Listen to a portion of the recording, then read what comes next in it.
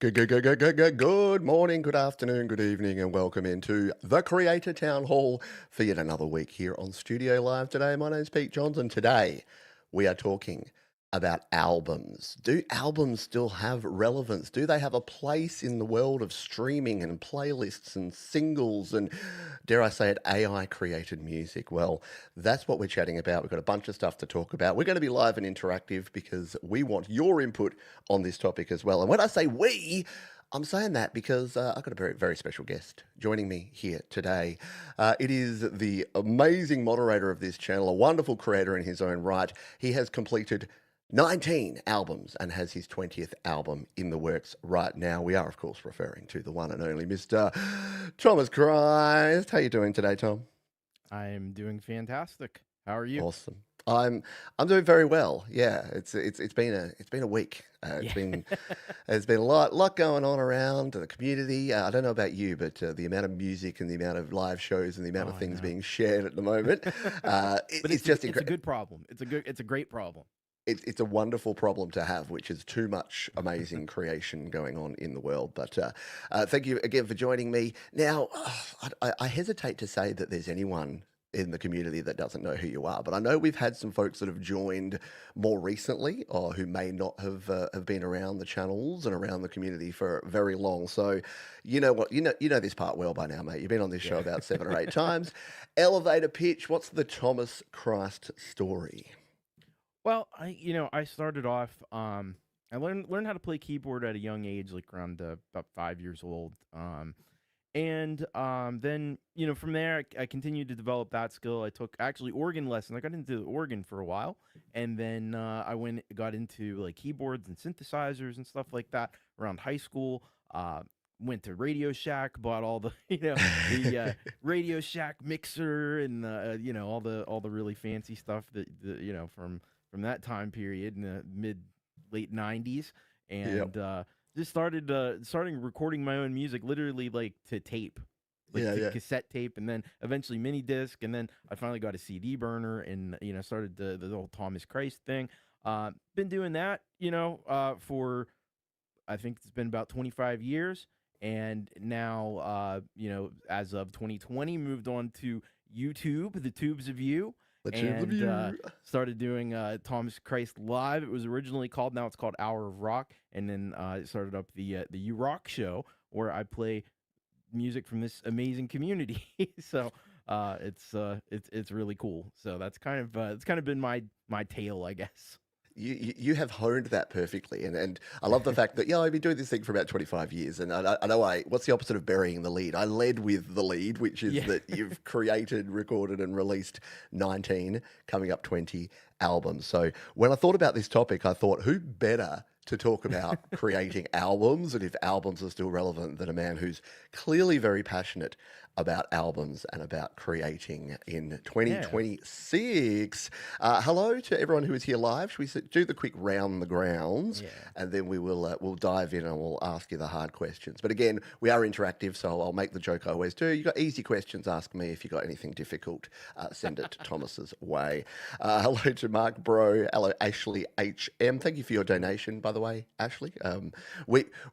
Both Thomas and I, we run on your donations. So all of you who are patrons and members of both Thomas and my channel and who choose to donate to us, you rule. Hello to Denise, great to see you. Al Davis Music, Alexander Dean, Francis, Leela, who Leela and Mark are going to have to do moderating duties because our main man moderator is here on the show. Hello to DJ Big Red, again, wonderful moderator in this Yeah, he is. community. See, we He got is. DJ too. I forgot that we've given him the spanner or the shield, as it is. Oh god, we're gonna have to go off on tangents and talk about the changes in YouTube, Thomas. Oh, yes. I don't like the shield. Hello to Professor Boomer. Good to see you, my friend. Jerry from the UK in bed. Yes, it'd be very late for our friends in the UK, so thanks for hanging out. Amelia from, I'm assuming, downstairs. Hello Yeah. to you, Amelia. Always wonderful to see you. G'day, Costa. Costa from right here in Australia. We've got Lewis Cook. Hello to you, Hugh Caldwell, the amazing Hugh Caldwell. Trevor Bear. Wouldn't be a show without Trevor Bear. And old mate Coldy. Interestingly, I've been talking with Cold Acre lately because I got back into CDs recently. You can't really see it because I darken my background because it's very, very messy. But Mhm. I got back into CDs, and Cold Acre has set himself up a really nice high-end hi-fi now because he said he got inspired by watching me playing actual albums on actual physical media, Oh, that's and he's cool. gotten back into his collection. So it's my fault. Coldy, if you go broke because you're buying all these CDs again, like I am, then I apologise in advance. But all righty. So thank you everyone for being here. Like I say, if you've got any questions, feel free to throw them in the chat. I'm going to ask Thomas the big question. That is, are albums still relevant in 2026, mate? Well, I'd like to think they are. I guess it depends. Probably the circles you're talking about, but Yeah. genres of music have a big influence on it. Because I think in the pop world, it's I don't think it's been a big thing for quite a while. They're Yeah. still making albums. I mean, like Taylor Swift makes albums. Mm, She puts albums out. I think most of the pop stars do put albums out, but I think it's been deprioritized because of things like the more single focus culture, TikTok, and the short videos and stuff really seem to, and even YouTube just seem to emphasize, those quick hits and mm. not so much the longer listening experience. But I think in rock circles, I think in more maybe electronic music, some of the more underground styles of music, I think it's still massively important. Yeah. Yeah, and it's interesting because I'm wondering. You're right. We're living in the singles era now. We're in the short attention span era. But I'm wondering if it's is it by design? Do you think it's listener preference, or do you think it's by design by record labels and artists and the companies that want to push this stuff out? Like, is it in their best interest for people to be doing this kind of like playlisting versus listening to whole albums, or we as listeners just evolve because we can? Well, yeah, I mean, that's a chicken or egg argument. Yeah. I think it's like, but I think there's definitely forces bigger than the artists that are driving. I don't think it's artists that don't want people. I don't think there's any artist out there that's saying like I don't want to make an album and I don't want anybody to listen to an album. I just think it's the way that it's partially driven um by the bigger corporations and stuff that are running these things, Yep. but also just a circumstance of social media, the move to streaming from digital downloads and physical media, and it's just kind of gone in that direction, if that makes sense. Yeah, yeah. Absolutely. And this is a very valid point here from Professor Boomer. Yeah, two long albums had two good songs and lots of fillers. It is true. I guess That's having to fair. make every song a single does at least put a little pressure back on the artist to make sure that every song's a banger because yeah, no, we've all done it. You've all gone out to buy that album, and you've got that one track or that two tracks that you love, and then you listen to the rest and you're like, wow, they really phoned it in tracks 7 through 12 on Oh this yeah. album. Or they have the albums where they have there's like 5 songs and like 3 remixes and like this 4 or 5 skits or like Yep. just humorous little things, and it's like, but well, how much Well, is that? This is really an EP at the end of the day. right. Yeah. Looking at you, Eminem. Yeah, like the first Eminem album I bought, I remember that, like the Eminem show or something like that. And I'm like, well, it really, I mean, it did what it said on the tin. It was like a show. It wasn't an album of just pure music. It was different. But Yeah. yeah, it is. I still love an album. I still love putting on an album, liner notes, lyrics, having something physical to hold in my hand and to actually play it through, and track order. And look, we're going to dive deep here, folks. So we're talking about all these sort of things. We're going to talk about the actual nuts and bolts of putting an album together, why track order is or isn't important, themes of albums as well as physical media versus streaming albums. Is there a difference between something you can hold in your hand versus something that's online as well? So we're covering all of that here. I think Def Leppard album, all the songs were bangers. Yeah, there you go, Def Leppard. That's There you go. they are a rocking Rock band. A on. few other folks have joined us. G'day to Ed Z. G'day to Dan Steely. Hope you are doing well. And yes, donations indeed are always expected and never welcome. No, no, switch that. Reverse it. Thank you. We've already got a question here, and if you've not watched this show before, it might as well just be called, the Segway Show or Tangents Weekly, because we go off and we talk about a bunch of different stuff. But we will get into the nuts and bolts of this in more detail later. But Al Davis has got a question, and it's a hard one, so I'll throw it your way, Thomas. As someone who has created 19 albums, as well as EPs, as well as singles, as well as a lot of other things, do you have any tips for maintaining the same volume level? Well, let's get right into the nerdy weeds. You're producing an album, you're mixing and mastering it. How do you make sure that it doesn't have a really loud song and then a really quiet song, and that it actually maintains a consistent volume over your whole album? Well, it is kind of in a way it's the eternal struggle. Mm. I wouldn't say that over the course of 20 albums I've always done that fantastically, but Yeah. you did say a key word there, which is mastering. That is really really important.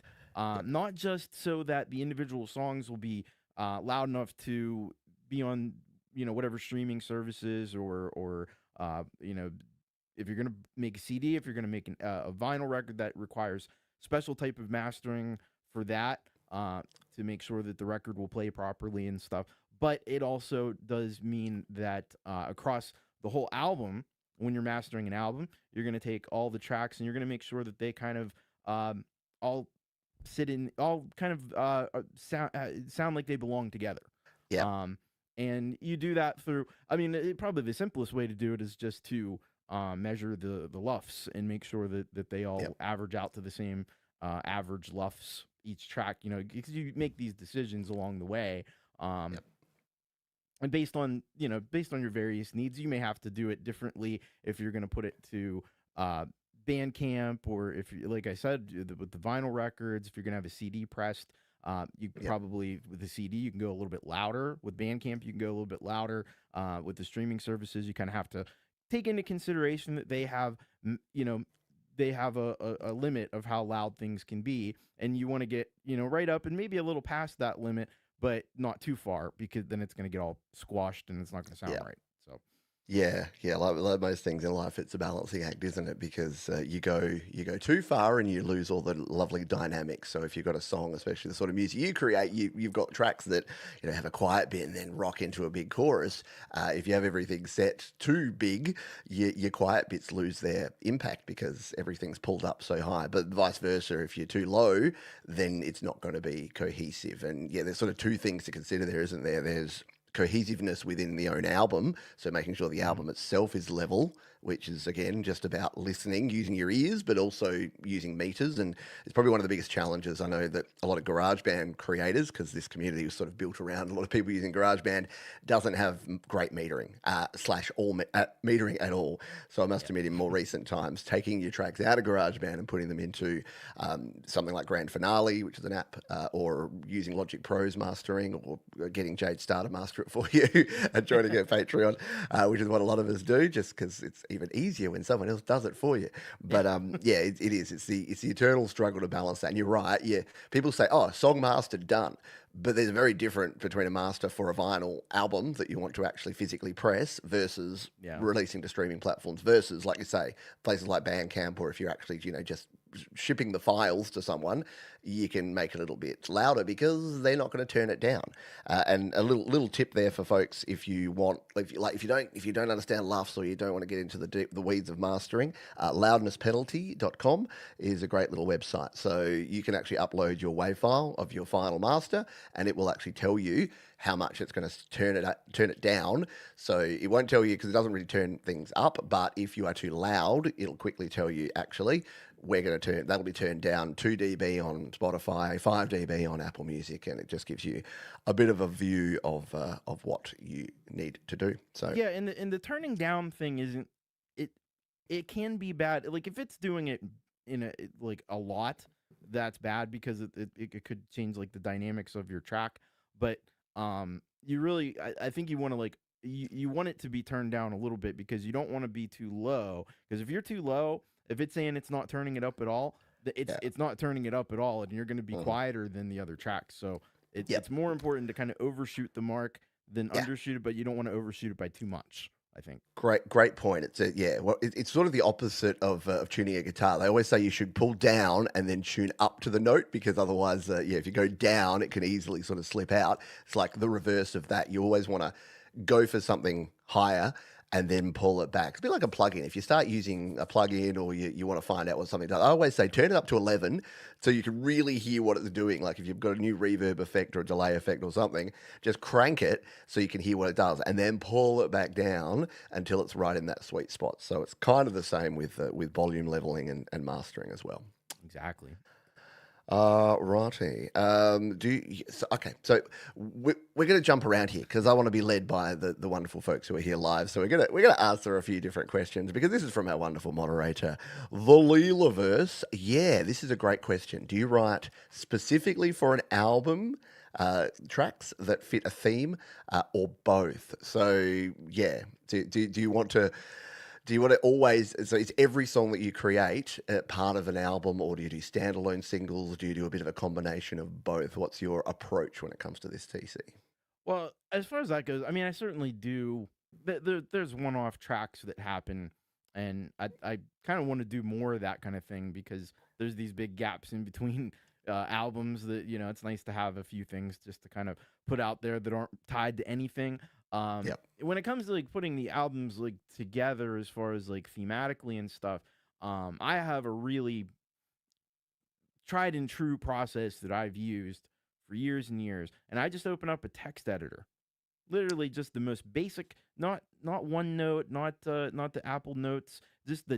the text edit on Mac or like Notepad on Mm. Windows, and I just go and start brainstorming ideas, and I just throw them all in there, and I go through, and then I kind of think, okay, I like this idea, so let's see if in my imagination what songs would be on that album if I imagine that this is an album that exists already. What album or what songs do I envision could be on that album? And there's going to be it's not if there's going to be 10 songs, it's not going to be 10, it's going to be like 20 or 25. And 10 of those maybe 12 of them get made, maybe 10 of them get made. Most of them will probably end up being on the album, but that's kind of the way I work. And actually with the one that I'm working on and going to be releasing soon, it was an album from it was an idea that I had brainstorming for the last album that I went Oh, back to yeah, because I right. was like, you know what, I kind of wanted to do that one. Um, so yeah, That's it can cross pollinate too. Yeah, yeah. How do you keep track of it? So obviously, you come up with ideas, not everything makes the cut. Do you archive all that? Like, do you have a big repository of all that, or is it kind of a moment in time and then you move on to the next one? Well, I literally, it'll literally be a file that just says like album ideas, 2024 or something. .txt. Yeah, exactly. And then I may change the title or something if I kind of settle on something, or I might just leave it the way it is because I'm lazy. So that's a really cool idea, and that's something that I've never done because, and I love the idea of a theme album. I love concept albums. I've never done one, and I kind of want to. Because I'm like, as Leela's saying here, I'm more the scattergun approach where I'm like, oh, there's something shiny here, something shiny here. I'll make a song like this about this because I'm feeling this way this day. And then like I put them all together and I'm like, it's not really an album. It's just a collection of songs. Like it's a playlist basically, as opposed to actually really being an, and look, there's no rules in this stuff. Like I'm not saying it's not okay if your album doesn't all have the same theme or is all about the same thing. But yeah, it does sound fun. I like that approach because just visualizing what would I want this album to have on it? What story is it telling? And actually doing that first rather than kind of trying to tack on a story or a theme after you've created a bunch of tracks. So Another that thing is I a great. love to do too is actually just I'll sometimes like before any of this or maybe just one song is done, I'll create the album art. And sometimes like creating the album art can kind of steer me in a direction too. Yeah. Even if Oh, that doesn't end up being the final album art, but at least it's something I can rally around. It's like a mascot for a team or something.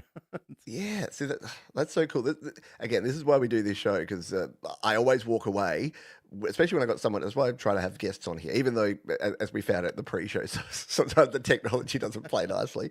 But it's so cool to have other people because, yeah, you get ideas. And I do things a certain way. But the good thing about communicating with other people and learning from others in the community is they do it a different way, which could actually be something that opens up a new creative way for you to do something. So, very, very cool. Good question, Leela, and well answered. I'm going to be Thank you. trying that, and I'm sure others will too. Would listening to a CD be considered? This is a good question, isn't it? Is it still digital music? Technically, yes. It's a digital format, but the thing is, as I think you were talking about. So if you don't know Thomas, by the way, go check out Thomas's channel. It's linked in the description of this one on YouTube. Make sure you're subscribed. I know 99% of you are, but if you haven't, please do that. But you were talking about it yesterday after your show. You do a members only stream afterwards, and you were talking about that sort of issue as well. But and AI music as well. But we're not going to talk about that today because we're not gonna get unhappy. We do that enough, don't we? Yeah, right. Oh, we'll probably get there. Yeah. Soul Rack, yes, come join me on GarageBand Weekly, and we'll cover that for you there, because we are talking about Logic Pro stuff on the show. Jade Star, welcome to you, and I saw Jenny Jolivet here as well. G'day to you, Brad Example. Hello to you.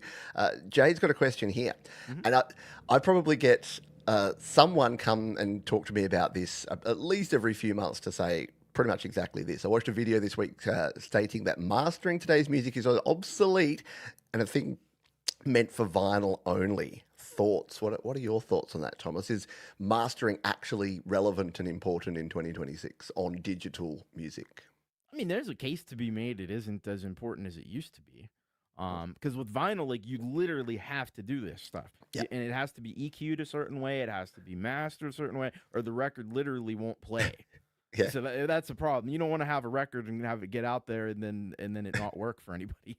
But with the digital media, you don't really have. I mean, the only thing you have is 0 dB. You can't go over that, obviously. But then now we have the streaming services, and they kind of do this automatic thing. So as long as it's loud enough, it's going to kind of be in the same ballpark as everything else. But I do think the mastering, when you add the limiting to it, when you add compression to it, when you add certain types of EQ, or just some of those little touches that you can do with mastering, you can really open up more of the sound of the track and bring things forward that need to be brought forward, and make sure that everything is as clear as it can be in the mix. So I don't know that I buy that it's completely obsolete, but I think it also depends on the type of music too. Because if you're doing a lot of like really acoustic music, or you're doing like violins and strings, jazz, stuff like that, where it's more kind of just very acoustic and stuff, I think that could probably just stand on its own. It might not need as much of that as a rock track or a dance track or hip hop or something like that. Yeah, good, well answered, and I agree. I think I've heard unmastered tracks that don't sound right.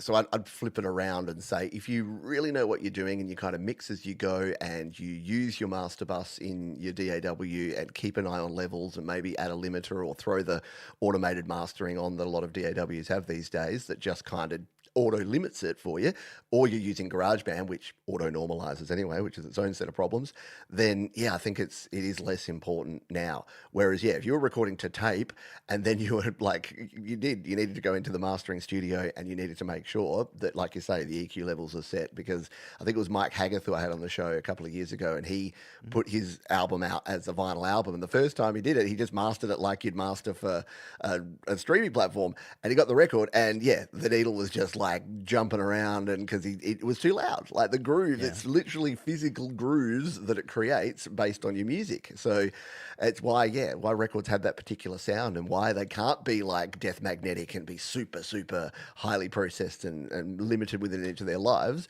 because they have that limitation, that physical limitation. So and it's exactly what Professor Boomer said, that literally the needles can bounce out. Yeah, which is that's it. And Mark's got a good point here. It's to polish your woodworking. You may not need it, but it's freaking nice. Exactly. It's just it's a coat of polish that will just make things better. A little for you. shine, a little sheen. Yeah, and but sometimes maybe you want the rough look. Maybe you want to just rub your hand over and feel get a few splinters. I've definitely listened to some music that's been the musical equivalent of splinters under my fingers, but Punk yeah. rock. Yeah, exactly. A little bit punk rock. Hello, Stu Cash. G'day to you. Hello, Lewis. G'day to you. Leela says she has a notes document called Album Notes, and sometimes I work on album songs, and sometimes a song on reflection seems like it will fit. But this is my first album ever. Well, congratulations. Yeah. I too want to make an album in 2026. So please, if you find any secret sauce or things that work for you, let me know. And she says that's exactly what I do when I make videos to tracks. I get the theme and maybe lyrics. Yeah, and that's the thing.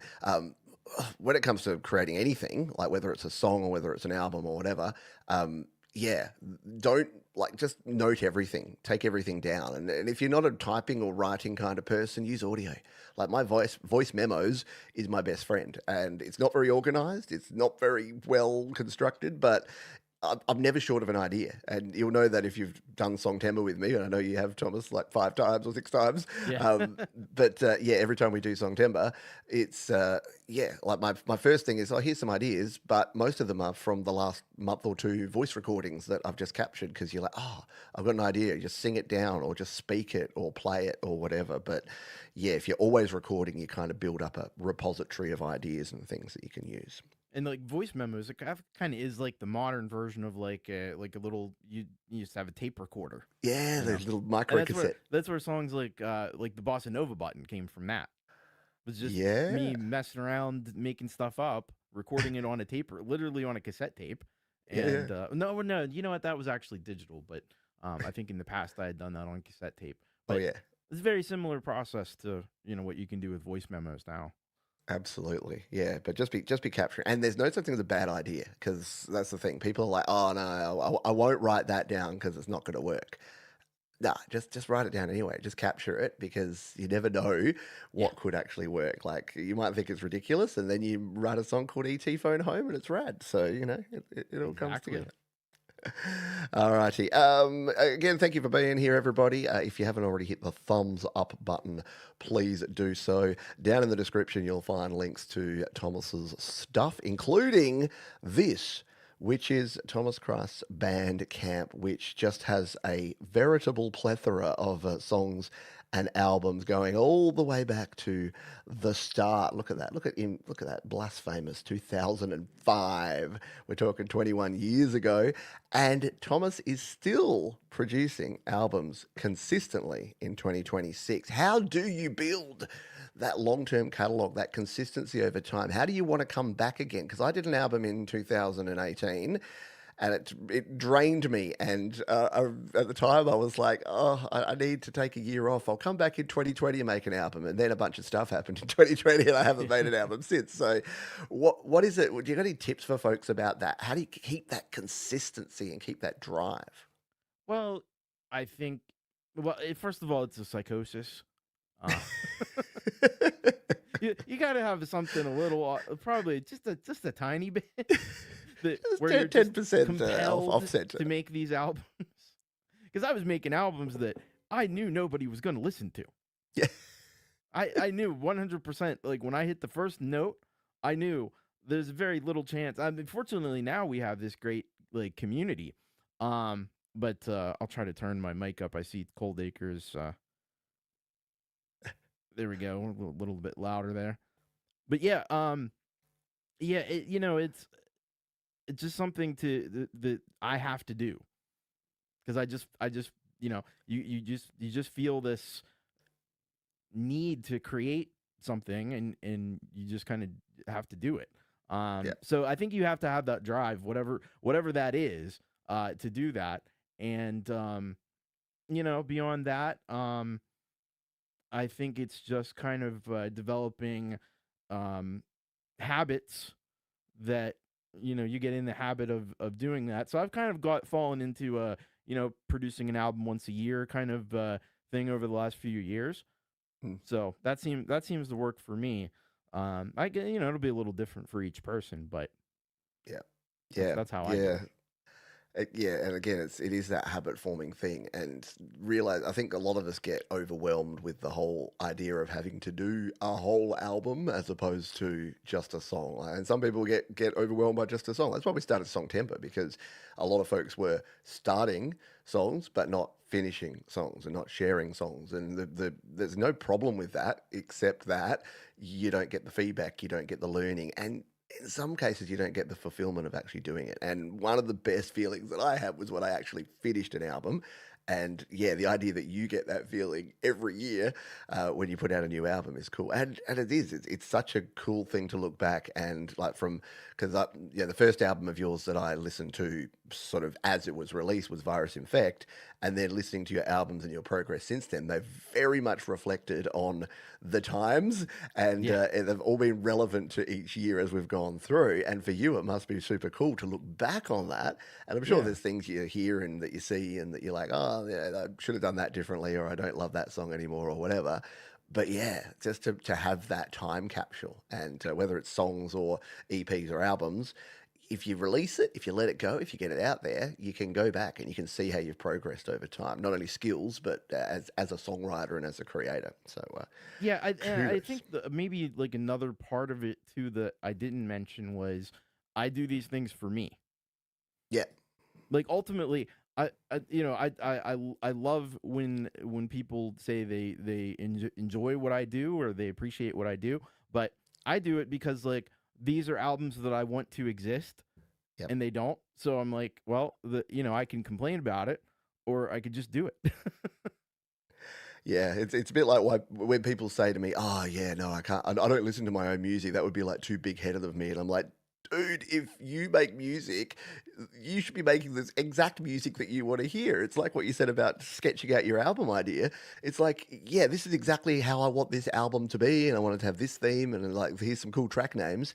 So yeah, if you aren't listening to your own music, you're probably not creating the music that you should be or that you want to create. And yeah, I know that that's a thing, and the whole sort of creating music, money first. And I know there's a lot of people in the musical world these days that are ex finance bros and business bros, and they don't actually care about the art form. But if you as a creator, if you should be making stuff that you want to rock out to or that you think is really cool. So Yeah, yeah, do it and fit to yourself. another thing on that too is that I hear a lot of a lot of the bigger stars and stuff that people will they'll do interviews and people will say like, do you listen to how often do you listen to your own music? And they say never. And I'm Yeah. like, that's so weird. Mm. How could you not listen? Like you're like Eddie Vedder or something, and you're like, oh yeah, I never listened to him. I don't know if he's ever said that, but it's just weird. That's just really foreign to me. Yeah, yeah, and look, I understand if if you're Radiohead and you've sung "Creep" Oh 4,712 yeah. times, and you're like, yeah, maybe I'm not going to stick my own album on that often because if you're performing it live, but yeah, and it's kind of what like because you do again for those that don't know, Thomas does his live show every week, Hour of Rock. Tower of Sorry, Rock. Yeah. yeah, I'm still getting used to some of the name changes, like You Rock Me too. TV and Hour of Rock. There's been a few tweaks to show days, but I'm getting there. So yeah, so the Hour of Rock and rocking out to your own songs. And I know Jay does the same thing. I do the same thing. There's kind of nothing cooler than going back and finding a song of yours and then playing along to it or singing along to it. And I know it might seem like big headed or egotistical or whatever, but I think it's actually really positive because, again, if you make a music that you don't want to play or that you don't like, then why are you making it? And it's got to be for you first and then others second. So, yeah. Yes, Leela agrees. You definitely make music for myself. It's great when someone likes it. Exactly. It should be a bonus. That should be the extra icing on the cake. No worries, Mark. Mark probably needs coffee. If you do have any questions for me or Thomas, or yeah, we've already had great questions, which has taken Yeah. us off path a little bit, but that's beautiful because again, this is oh squirrel the show. Let's talk about the nuts and bolts, mate. So creating an album because a lot of people are sitting there going, "This is great, Thomas. Yes, I open a text document and then I write a bunch of stuff and then album magically appear." Like what happens from there? What is the actual process from there? Are you working track by track? Are you jumping around between different tracks? Are you finishing whole songs before you start another song? Is it all just a work in progress? What have you found over over 20 albums, and it's probably varied over that time. But what have you found as the method that works the best? Well, I think that I just do my process. So it's again, we go into the text document, start coming up with thematic ideas, big ideas. It's album titles, Yep. uh, and themes that you can start to build around. And then you have to kind of that's the hard thing. It's always decisions that have to be made along the way. So you kind of decide on, okay, I'm going to go with this album. Now I got to start thinking about songs. So Yeah. you come up with the song titles, and then you kind of I go like track by track. Usually I might have one or two that are still cooking because once they start, it's kind of a process with all of them that has to continue. So I'm always kind of going back and forth between different tracks and tweaking things and changing things.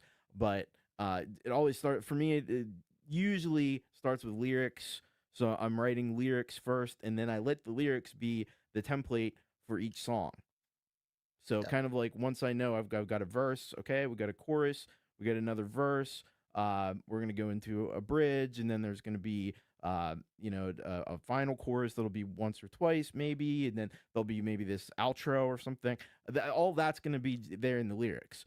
So the Yeah. lyrics really are like the guide when I go into the DAW and then start to build music around those lyrics.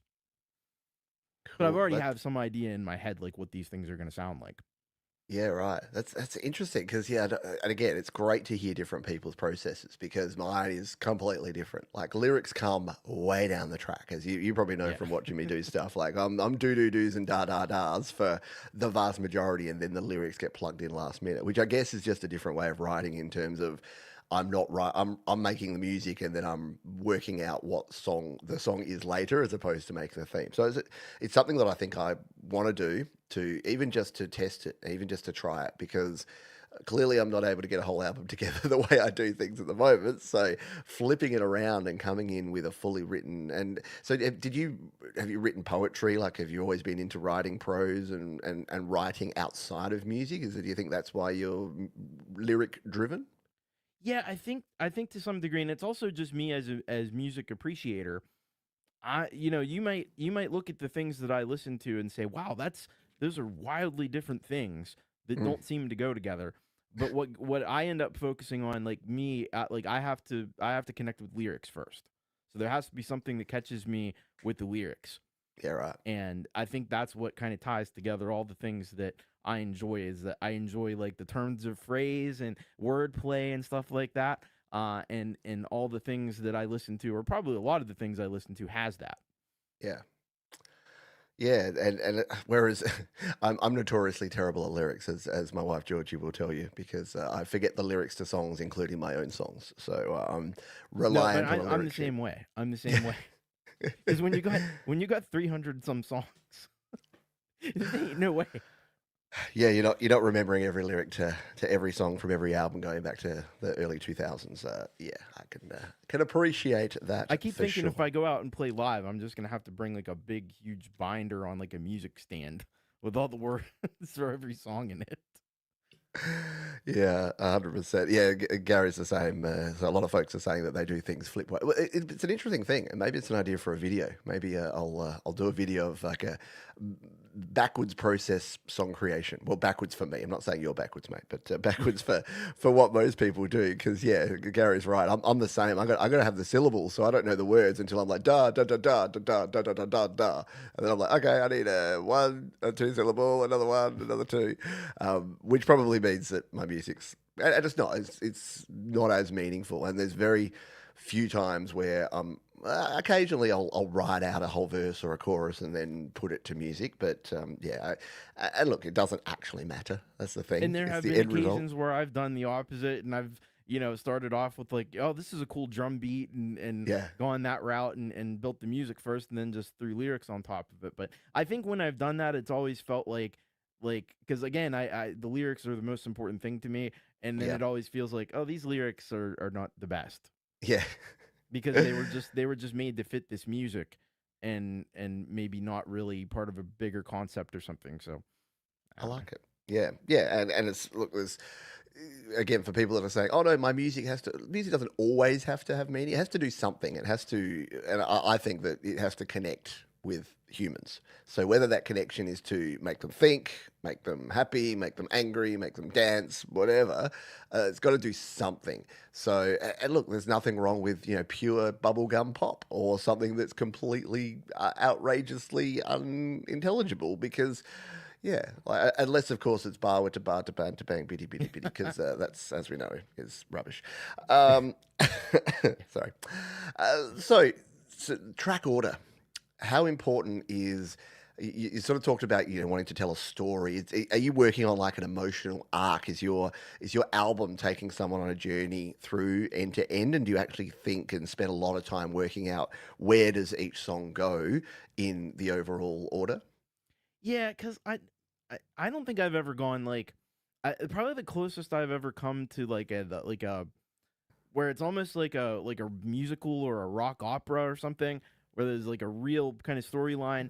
Was Apple, and Yeah. so that one like the track listing in the order was very. It probably ended up in ways that if I were ordering it just based on music, I probably wouldn't have done it that way. But it made sense for the story.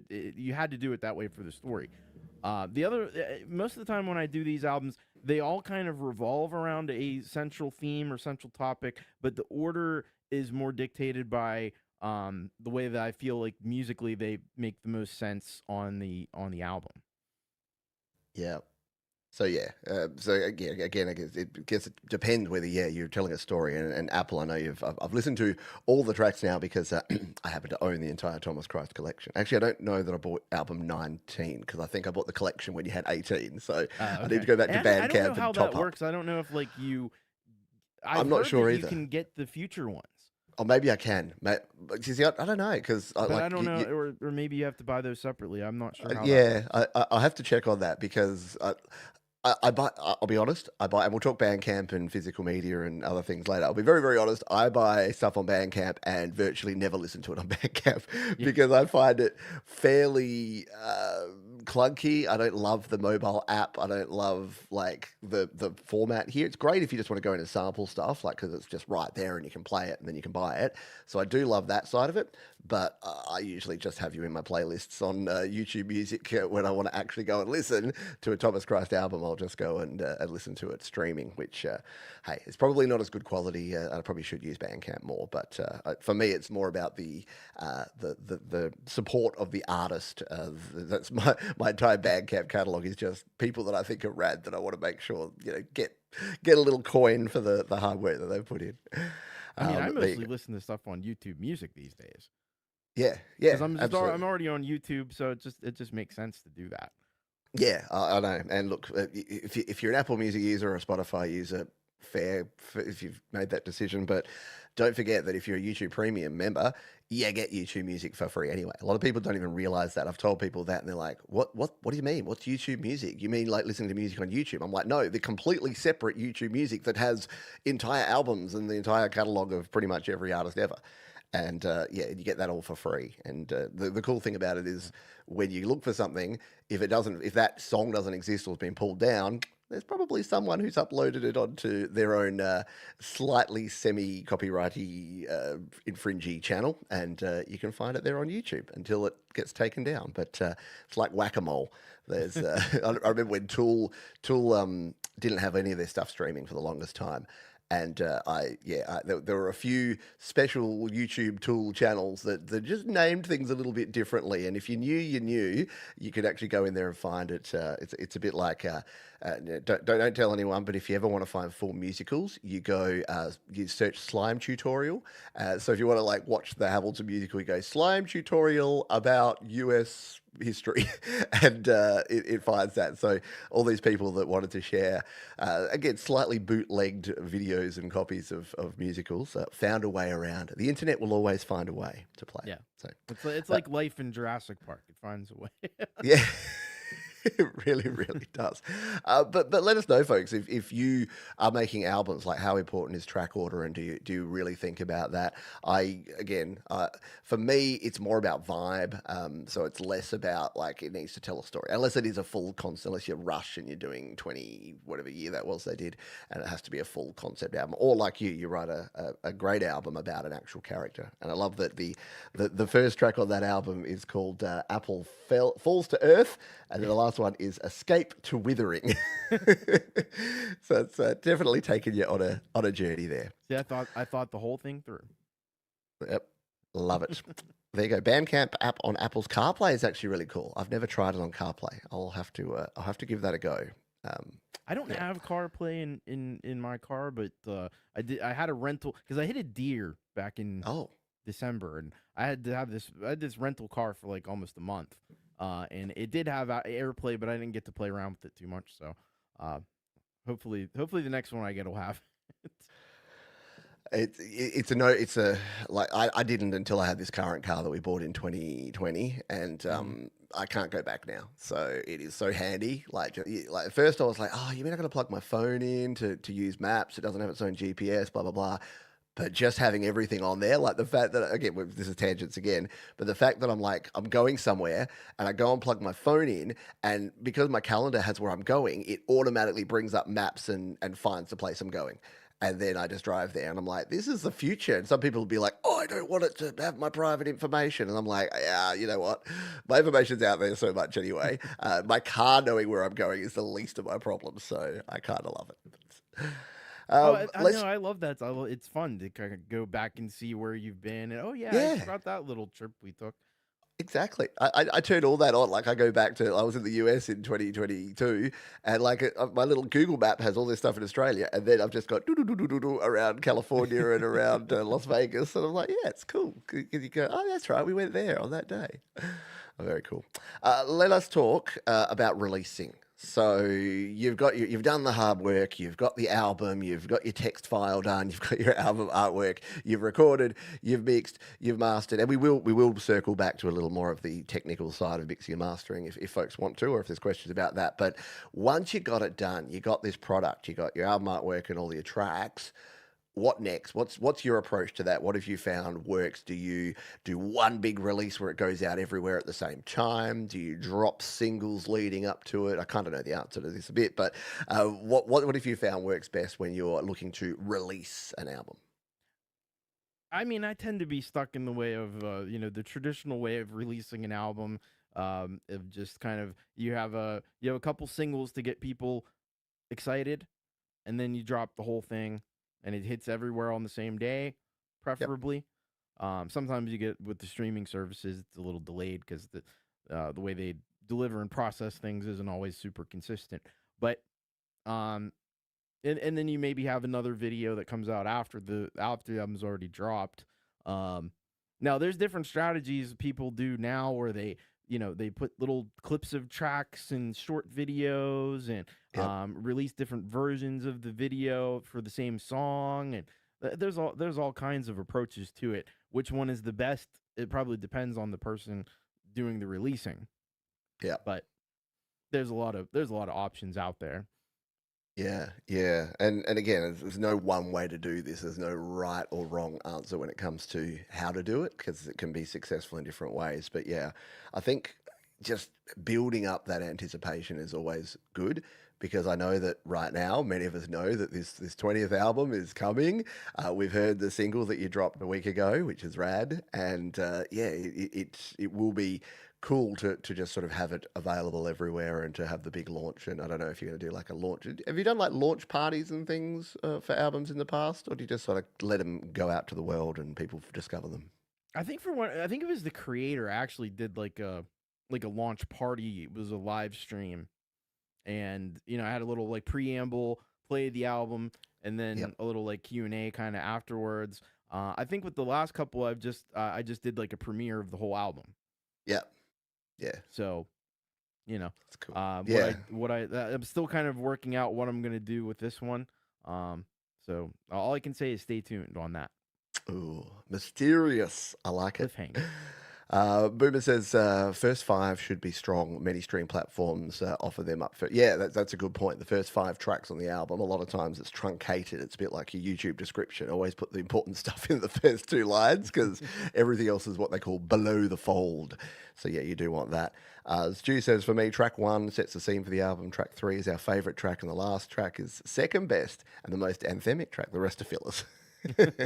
Yeah, it is. It's I reckon track three, sometimes two, but yeah, it's never the opener that's the big track, is it? Like, Nirvana's not going to open with "Smells Like Teen Spirit." They're going to lead you in there a little bit first, but yeah, it is interesting. Yeah, it's the pattern for many albums, and yeah, leaving you with something good, or the infamous hidden tracks. They were always fun Oh to yeah.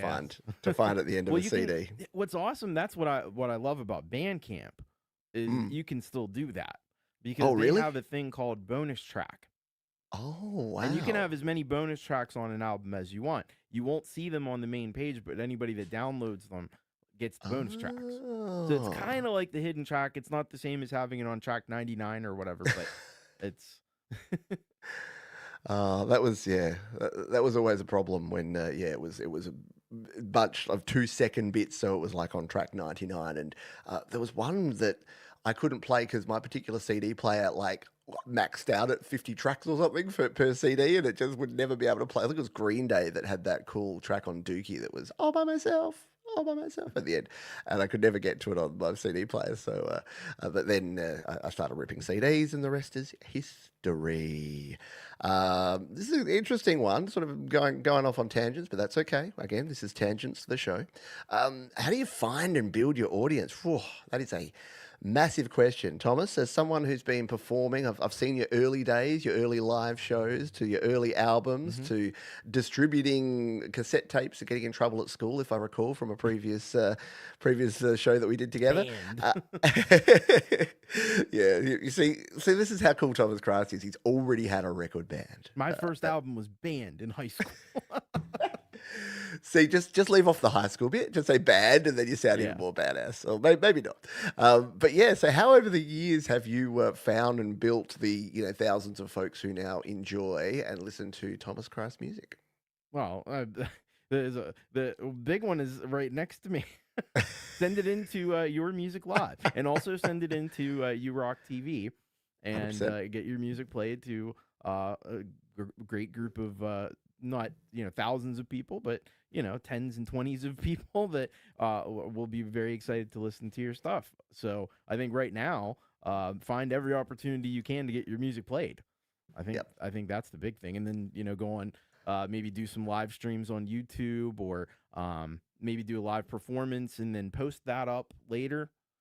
That's Yep. also a great way to do it. YouTube is very central to that, because YouTube, and I wish I could remember the name of the guy who did the video, where he talked about um, all the different streaming services, and some of them lean, like TikTok and stuff, Twitch, not Twitch, TikTok and like Instagram and stuff, very good on discovery. Yeah. And then you have stuff like Twitch, which is great for, kind of maintaining an audience that you Mm. already have. But YouTube is like the perfect intersection between the two, of discoverability and also being able to maintain a bigger audience. So that's Yep. what's awesome about YouTube. Get your music out on YouTube. Yeah, 100%. And again, that's why I say, like, when people say, "Oh, how do I should I put my music out? Should I make it exclusive?" Like, a lot of people have said, "Oh, I release my music, but I only put it on Spotify because I want to get the streams." And I'm like, I mean, that's one way to go, but I kind of like ubiquity. I say get your stuff everywhere because you kind of don't know where you're going to pick people up from along the way. So, for me to answer that question, it's been do exactly what I've done. Like, don't be afraid to put your face out there. Don't be afraid to be human. Don't be afraid to make mistakes and do things that are a bit goofy and a bit weird and a bit wacky. That's what people are looking for. They're not looking for the stale. Like, they can find that. You can go find a band that you don't identify with, you don't know who the people are, and listen to it and go, hey, this is a cool band. But the cooler thing about music is discovering who the people are behind the music. At least that's for me. Yeah. And you do that through, like you say, through TikTok and through Instagram and through YouTube Shorts, because that's the discoverability stuff. And I've had success recently by doing something that was completely like not what this channel is about, but using shorts or doing Instagram or TikTok, you can kind of go off on tangents and just talk about other things, and then say, oh, and by the way, I'm a musician and I do this, or and I'm a creator and I do this. So I think that's cool. And what that was all the CDs that are sitting behind me here.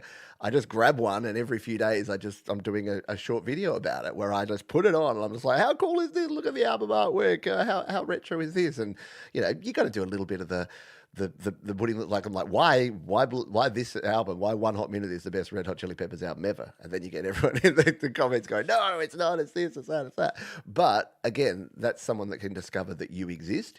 And then they might go, oh, who's this Pete Johns guy? Or who's this Thomas Christ guy? Or who's this Professor Boomer guy? And then there you are. And the other thing is, and Professor Boomer's already doing this because he was on Frank's show last week, is just start participating in the community.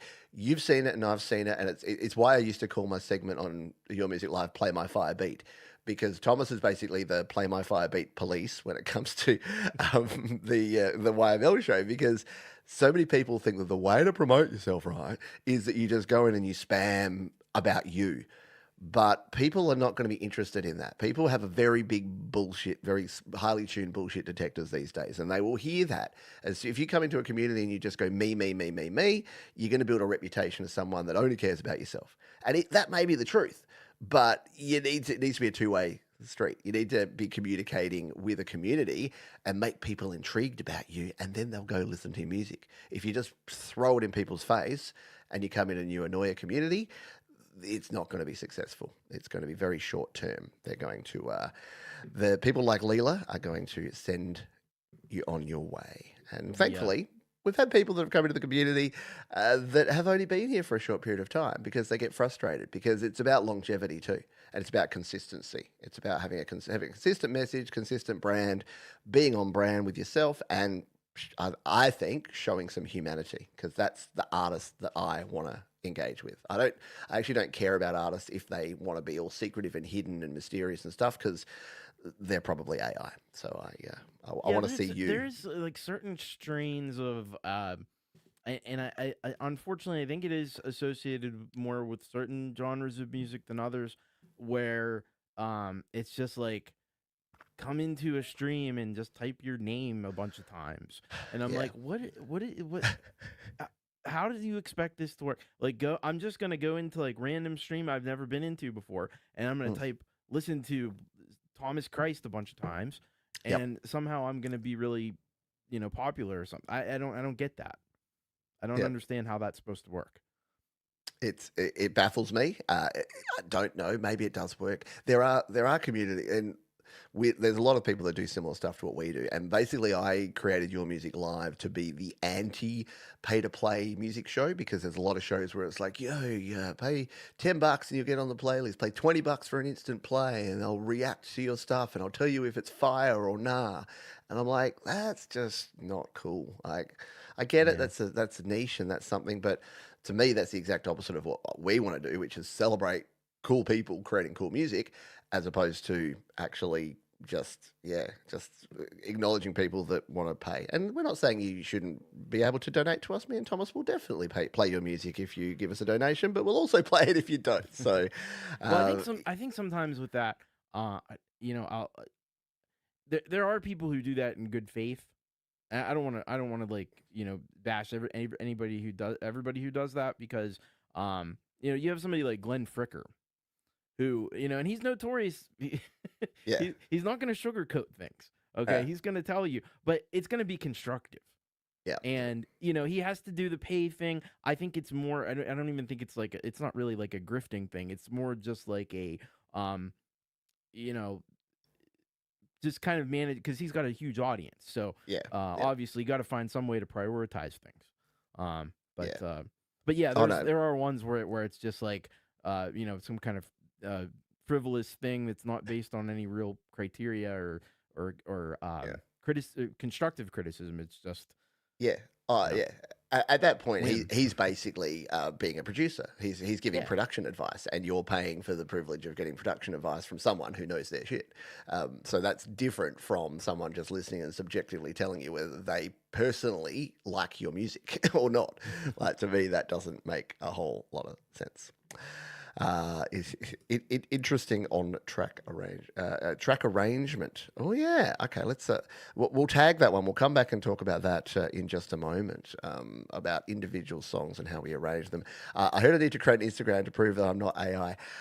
I don't think it really matters about being on every platform. I think it matters more about what you share. And again, I'm the same as you, but Professor Boomer, knowing what you do and knowing the sort of music you create and knowing your background as being someone who's very, very smart cookie and has got a lot of knowledge, I love that stuff. You will find people that love all the nerdy, nerdy stuff about MIDI and nerdy stuff about tech and nerdy stuff about things that I think that I would love to hear about, love to learn about. You could do short videos where you just explain a concept, like Professor Boomer explains MIDI CC in 60 seconds, so that people like me that don't have a clue what that stuff does, we now know. So that's what I would do if I was you. And then people will go listen to your music because they'll engage with you as a person. That's my view. But I don't think you need an Instagram to prove that. I think you can just be who, just by making music that sounds real, like a real True. person made it, which Professor Boomer definitely does. Yeah. That's all you need, really. And yeah, and there's what, like, if you're, people say, but I don't like being in front of the camera, or I don't like my voice, I don't like saying things. There's people I know that have been in these chats, that have been part of these communities for a decade now. I don't know what they look like or sound like. I don't even know their real name. But the way that they interact with other people online means that I know that they exist. Like Kronk Song. I happen to know these days Mark, which he also lets us know. But he goes by the name of Kronk Song. I'd walk past him in the street and I wouldn't know who he is. But I know that he creates amazing music and he's shared that amazing music. You don't have to show your face. You don't have to be a personality necessarily. You can do it through, like you say, your music and through what you write and how you engage and how you interact online. So there's not one size fits all, but you do have to be, again, just be cool. Just don't be a dick. I think that's the bottom line, is because people will know if you're being a dick. Good advice. And well, unless your name is Richard and you happen to be like Then it, you're very much you allowed to. you get the exemption, but everybody else, don't be a dick. Don't be a Good dick. life advice, regardless of whether you're a musician or not. Yes, 100%, indeed. Why don't we take a break, and we'll take a musical break because we're at the halfway mark here. You're cool. I forgot to tell you that we're doing 2 hours when I have a guest on, but I know you have moderated these shows, so I just assumed you knew, Tom. I know. So, I know the way. I know how things work. you know how things work. I know, it's that thing where I'm like, I don't explain anything, and then I'm like, oh shit, just because Thomas knows everything and he's here all the time, I should probably still actually explain what we're doing, what's going on. But we're going to play. I've chosen one. This is a bit of a deep cut and one I hadn't listened to for a while, but it kind of sparked me this week because there's been a lot. I go onto my Facebook or I go onto my Instagram, and I'm someone who doesn't tend to doom scroll. And in fact, I was talking to my wife about this before, and she's like, "Doom scroll? I've never really understood that term." And I'm like, "Well, then you don't do it." But a lot of people do, and a lot of people will go onto their social media and just start scrolling until they find something to be angry about, usually. But yeah, if you go looking for stuff or you just want entertainment, more power to you. If you're You don't researching have to scroll things. too far. Well, yeah, these days exactly it's the doom open because Yeah, you often don't yeah. have to go past that, especially with the algorithms now, because they're like, last time they interacted and they got really angry and left a horrible comment about this topic. Let's present them with that this next time they log in because we know that they'll engage again. So, yeah, the scrolling's not even actually that necessary anymore. But we'll jump off. We'll throw me and Thomas in the background here, and I'm going to have to change a little setting here and put Tom on mute so that he doesn't get all the echoing of this amazing track here. But we're going to play this one. This is a very, very cool track from Mr. Thomas Christ called The Doom Scroll. And you can tell us a little bit about this track and the album that it was on when we return in just a jiffy.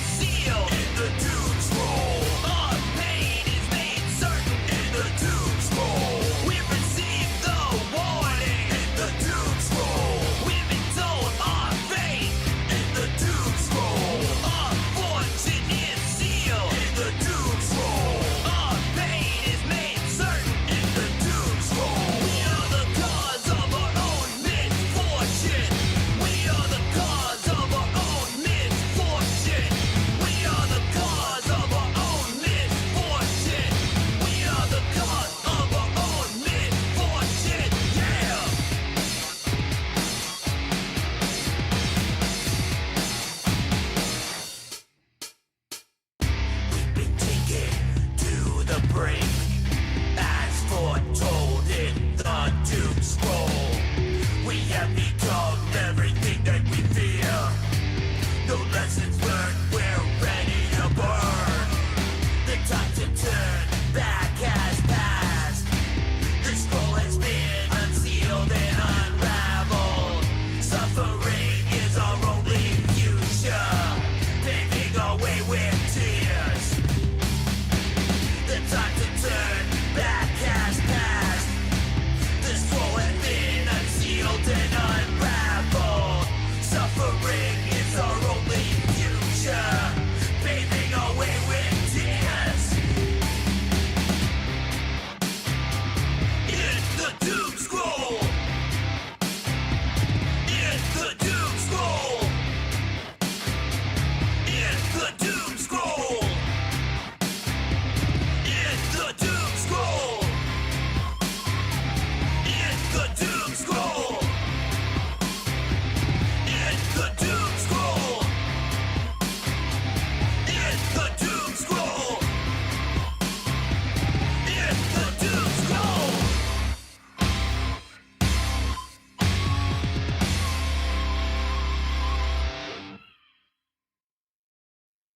There you have it. The Doom Scroll from Thomas Christ. What a rad track that one is. So, which album was that from, Tom? That one was on Future Music for a Futureless World. Hard to believe that was 3 years ago already. Yeah, I'm just looking here. That was 18th of June 2022. So that was your 18th 4 years full even. LP. Yes, so go and check out Future for a Futureless World. Where did the idea for that album come? Like, talk us through the text file, what the text file would have looked like on that album, what you were sort of going for in terms of style and songs and the overall creative process. Yeah, I think with that one, it was more of a general idea of um creating this dystopian soundtrack for a future that seemed imminent. Kind of getting back to more of a darker sound than what I had on the creator. But there was a lot of diverse. I mean, that's one of those albums where there wide variety of styles on that one. Yep. Um, and lately I've been going more in a focused direction. But that one, I mean, had a track like Mr. Radio on it, which which is like this almost like a 1980s sort of like the Buggles or something ode to the radio, which seemed to be each passing day it's losing its relevance more and more, but Yeah. it's just kind of taking different angles of this, how the ways in which our society seems to be becoming more dystopian or something. I think was the idea. The theme on that one, I will say, was kind of a loose one. Yeah, yeah, but and it's again when you've got 20 albums, you can you can mix and match. You don't need to have everyone being exactly the same. But yeah, if you want to listen to the whole album, the best way to do it, and this is a great segue into our next section. Sorry, I went my radio announcer voice, is to do it on Bandcamp, so you can listen to future music for a Futureless World, the opening track, and then all of the others. Okay, so it's number 2. I'm like, I wonder if that's your number 3 track. That's like what would be the single if I was going to release a single for that album. But it was Broken Machine, which is also a great track, and one of my favorites of all time, mostly because of the amazing music video. But Vaccine for Stupidity is a great one. So yeah, that album starts strong with the first 5 tracks, which is what we talked about before. So you are on Bandcamp. In fact, you taught me how to use Bandcamp. If folks recall from back in the day, I didn't use Bandcamp, and I now am, thanks to Mr. Thomas Christ. You also release digitally, I believe, through DistroKid, which is a very wise choice because DistroKid are awesome. They're also a sponsor of this show, for full disclosure, because unlike on commercial TV where they can have sponsors and sort of hide it behind editorial, I have to divulge it very clearly in my descriptions and when I talk about it. So you release it that way. And so let's talk, because we want to talk physical media as well. You talked about the band. tell us the story of the first album being banned, and then we'll sort of move into what other physical media releases you've done over your career. Okay, so I went to this it's kind of a small rural Catholic high school, and so I produced the album Children of Evil. It's pretty, I look back on that and I think, man, that's quaint. It's rather tame, but I was selling it to people, and I actually it was on a cassette tape, and then I had taped on the side of it a lollipop. I don't know why I did that, but I thought, well, it'll sweeten the deal a little bit. Yeah, yeah, So I'm selling this for $5 or $2 or whatever it was. I don't remember yeah. exactly how much I was charging, but I sold it to a few people, and one of the people I sold it to gave it to a substitute teacher.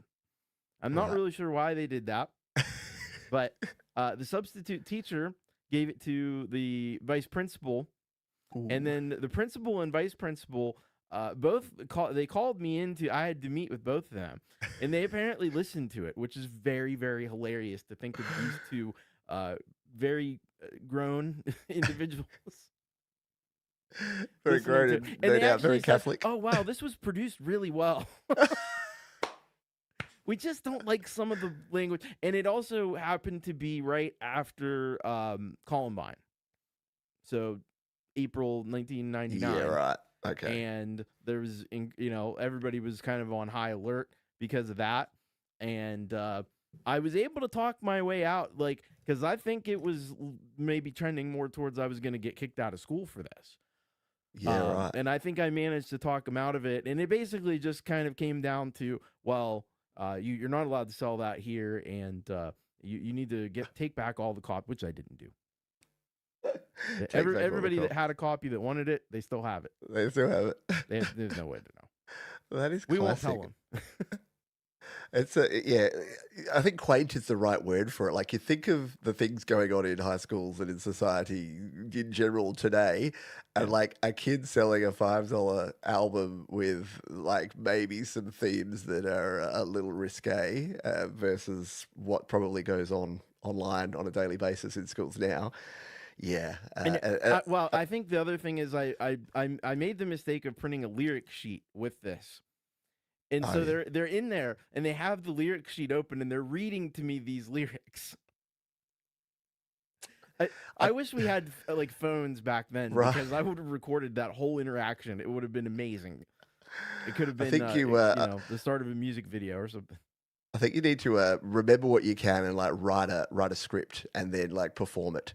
You could Yeah. get Amelia to act as the teacher. Just put her in a nun outfit. Just pretend that the principal was a nun because that'll be Well, super funny. these were both guys. These were both Oh, okay. the vice principal and principal. They were both older Little gentlemen. poetic license to change it up a bit there.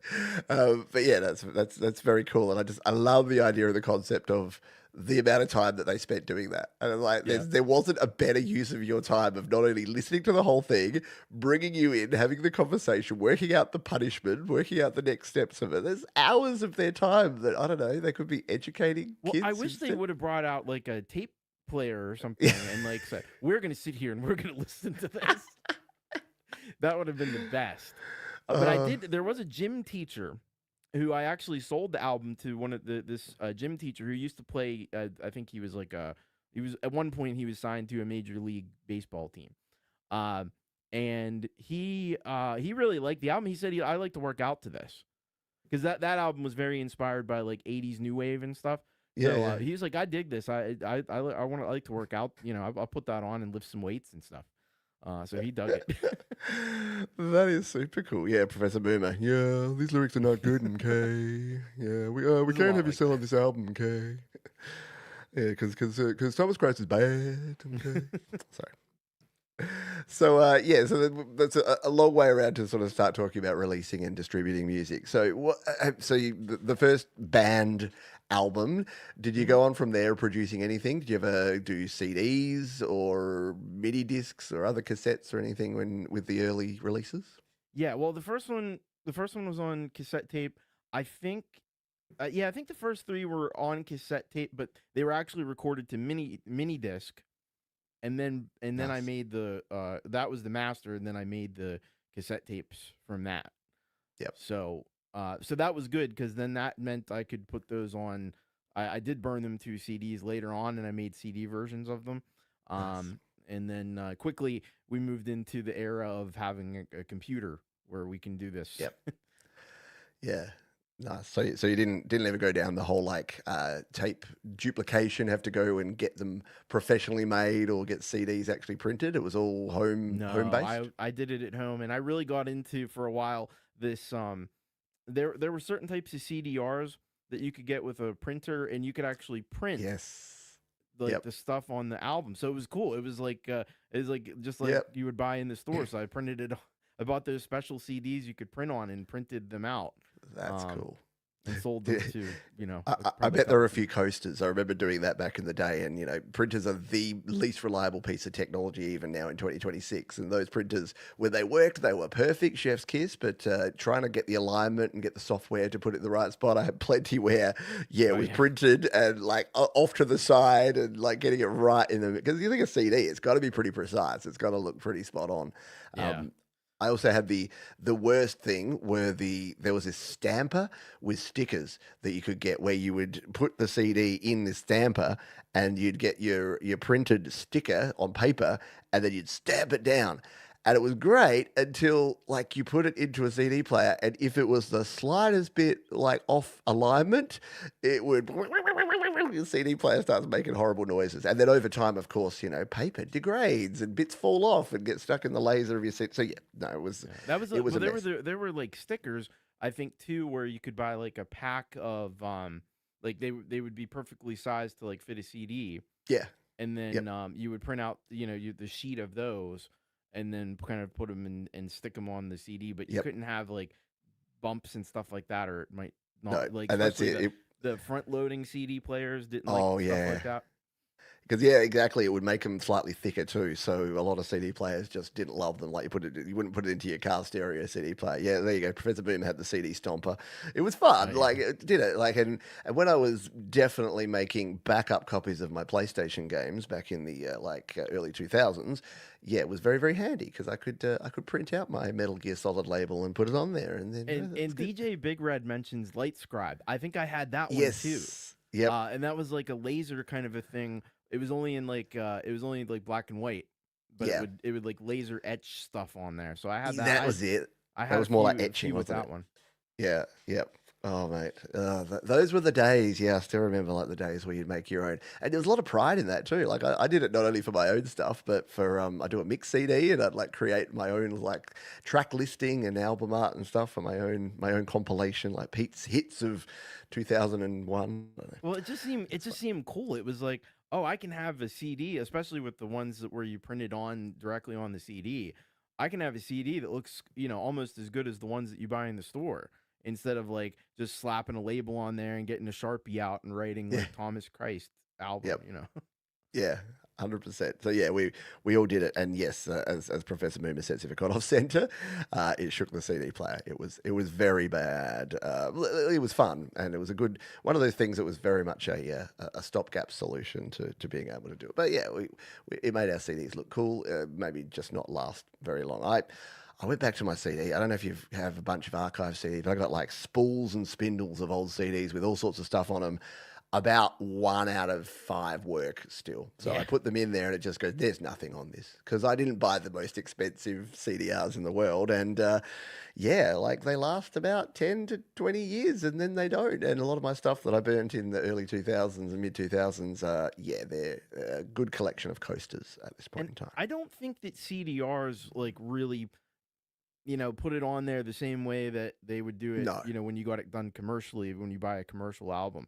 It was a little more like maybe more shallow, and Yeah. so Yeah. it Well, it would had to wear have a off really different easily. Or I don't know the technology, but the phosphor or whatever, the stuff that the burner, because it's called a CD burner for a reason. It was literally burning like the ridges, or not quite ridges, but the little divots and bits into there that then are the ones and zeros that it reads. So, yeah, yeah, over time, there's disk rot and other things that happen that make it. Professor Boomer would know this. See, there you go, Professor Boomer. There's another thing for your Instagram channel.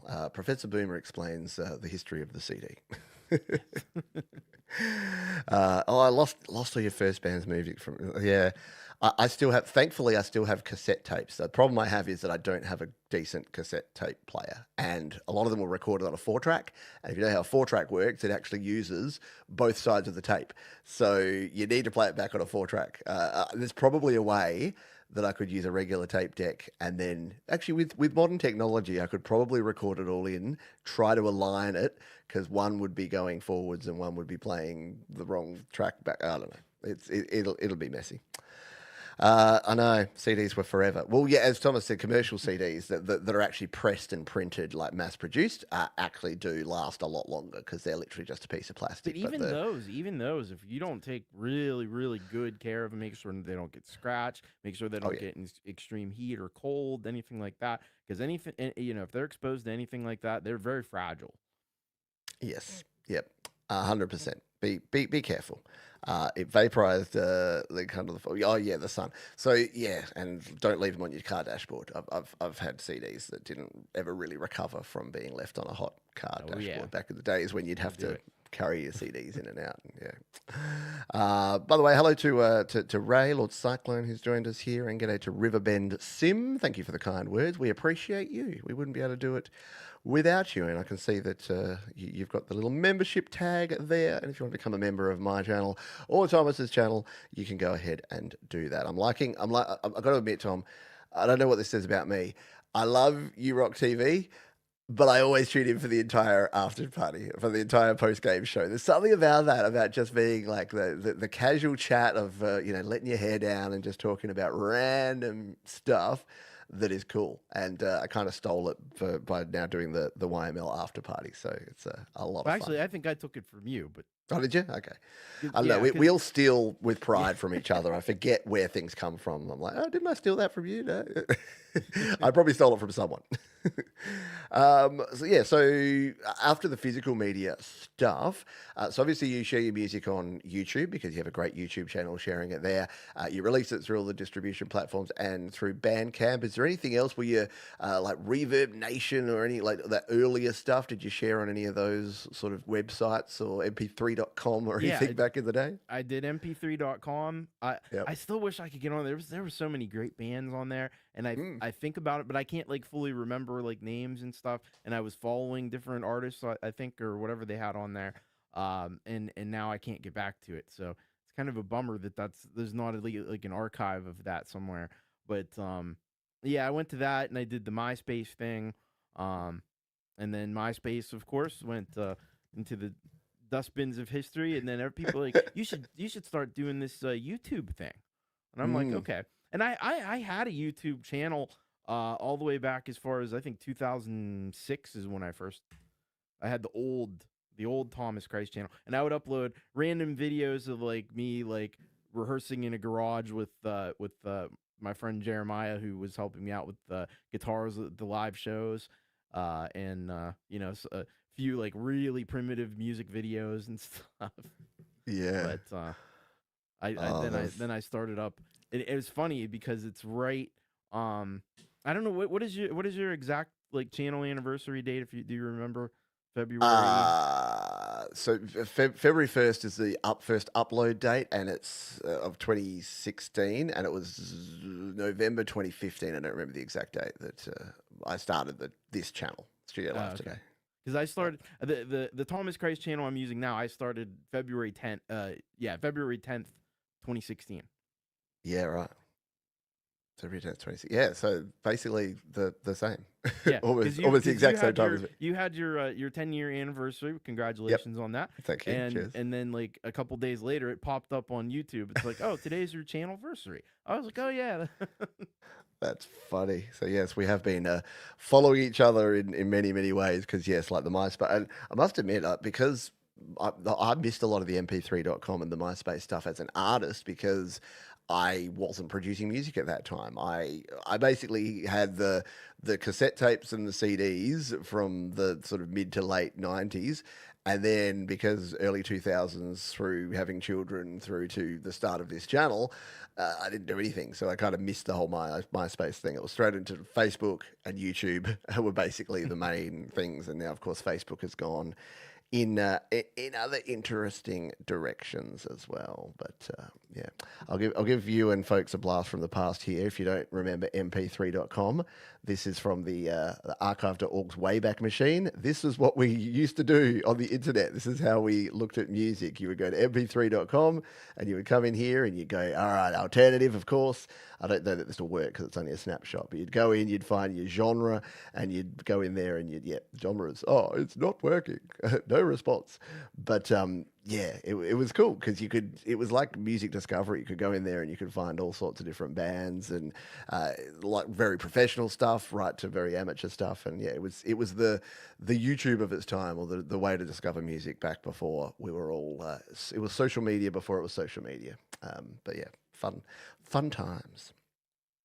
All right. Remember when CDs sometimes, yeah, had CD-ROM content? That was always fun when you got when CDs suddenly started having screensavers or very dodgy videos. What was like real player videos and things that they would Oh add yeah. on there, like really low res and low bit rate that would play back. But yeah, or they'd have a second CD on there that was like the music videos as a CD-ROM.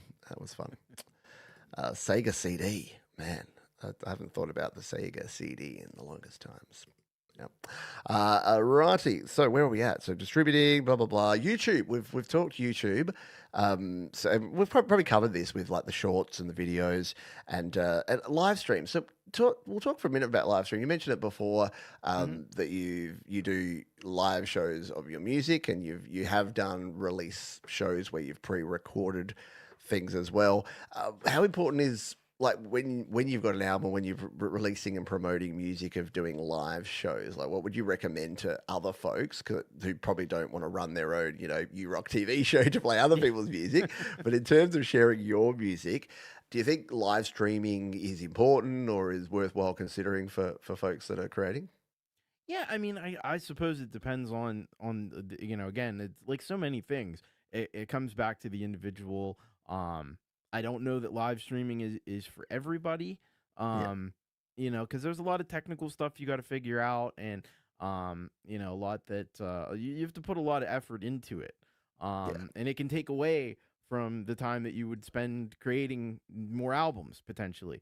yeah, Um, and yeah, but it is a great way to reach people. I vastly prefer performing live to performing live in the real world, just because Jade did this awesome interview with Summer Woods earlier, and she was talking about this. When you're performing live, you're performing to people that are not really paying attention to what you're doing.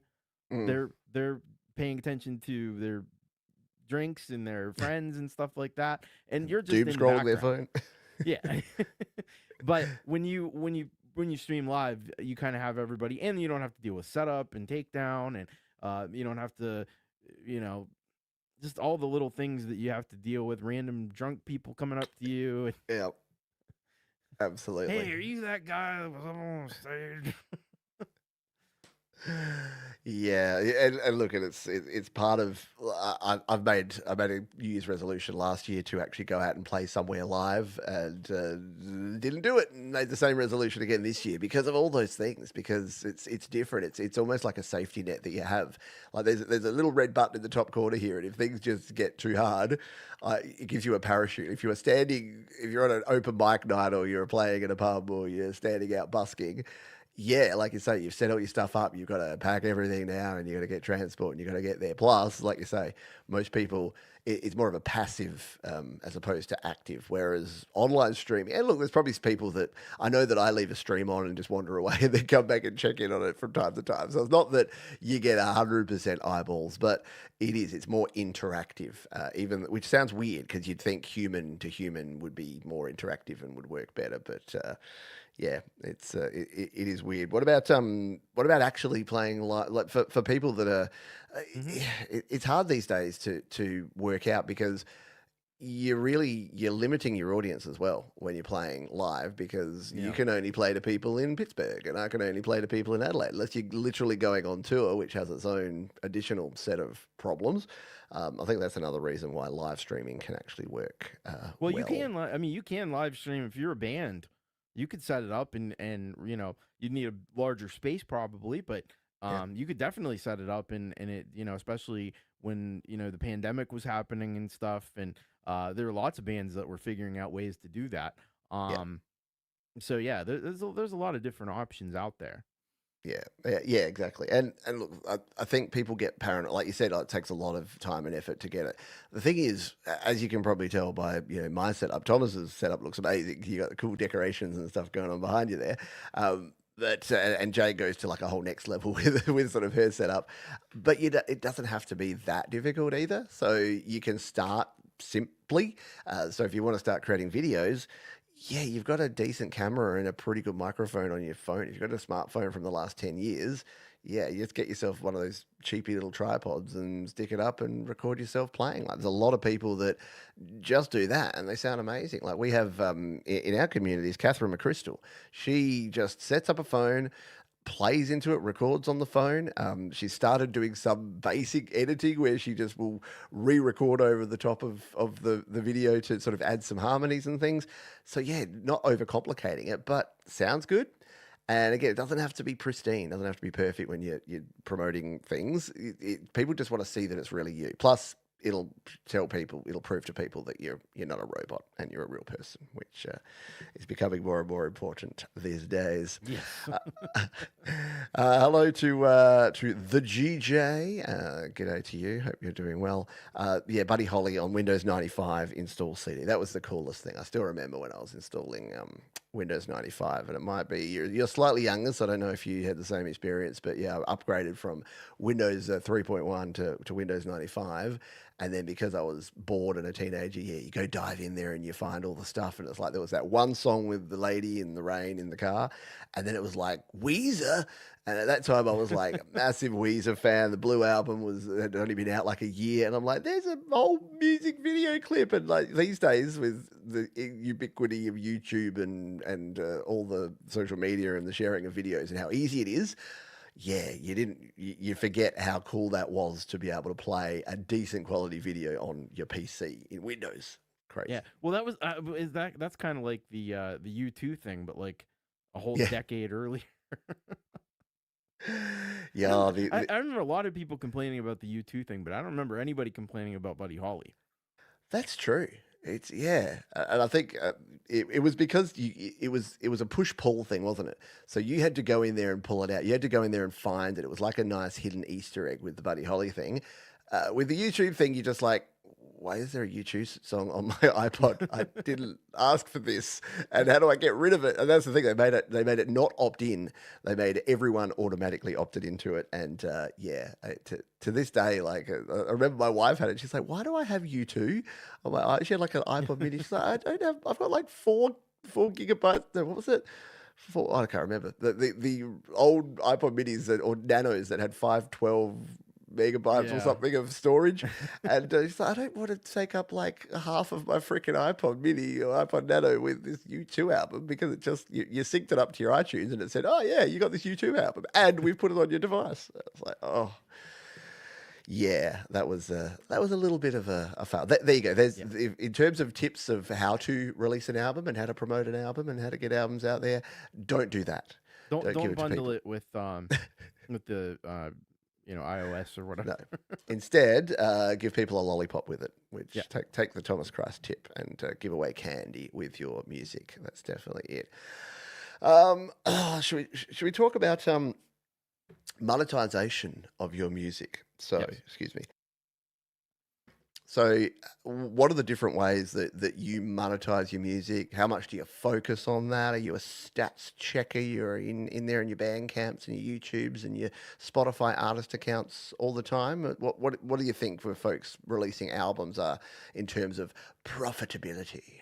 I mean, if you're in it for that, like, do something else. Yeah, Seriously. there's easier ways of it. There are so many better ways to make money than doing anything related to music. It's not even, Yeah. you know, but there are ways to do it, and I think it's important. I wish that more artists were compensated fairly for what they do. I think that's part of why I do the U Rock show, because I see so many people doing great things and they're not getting anything back from it. They're putting all this work in. Mm. Clearly, you can see it's not AI. They're putting all this work into it, and they're not getting anything back from it. And I can't maybe do the financial part of it, but I can help them at least reach more people who might want to buy their music. Yeah. As far as that goes, I mean, Spotify is worthless for that. You basically make nothing.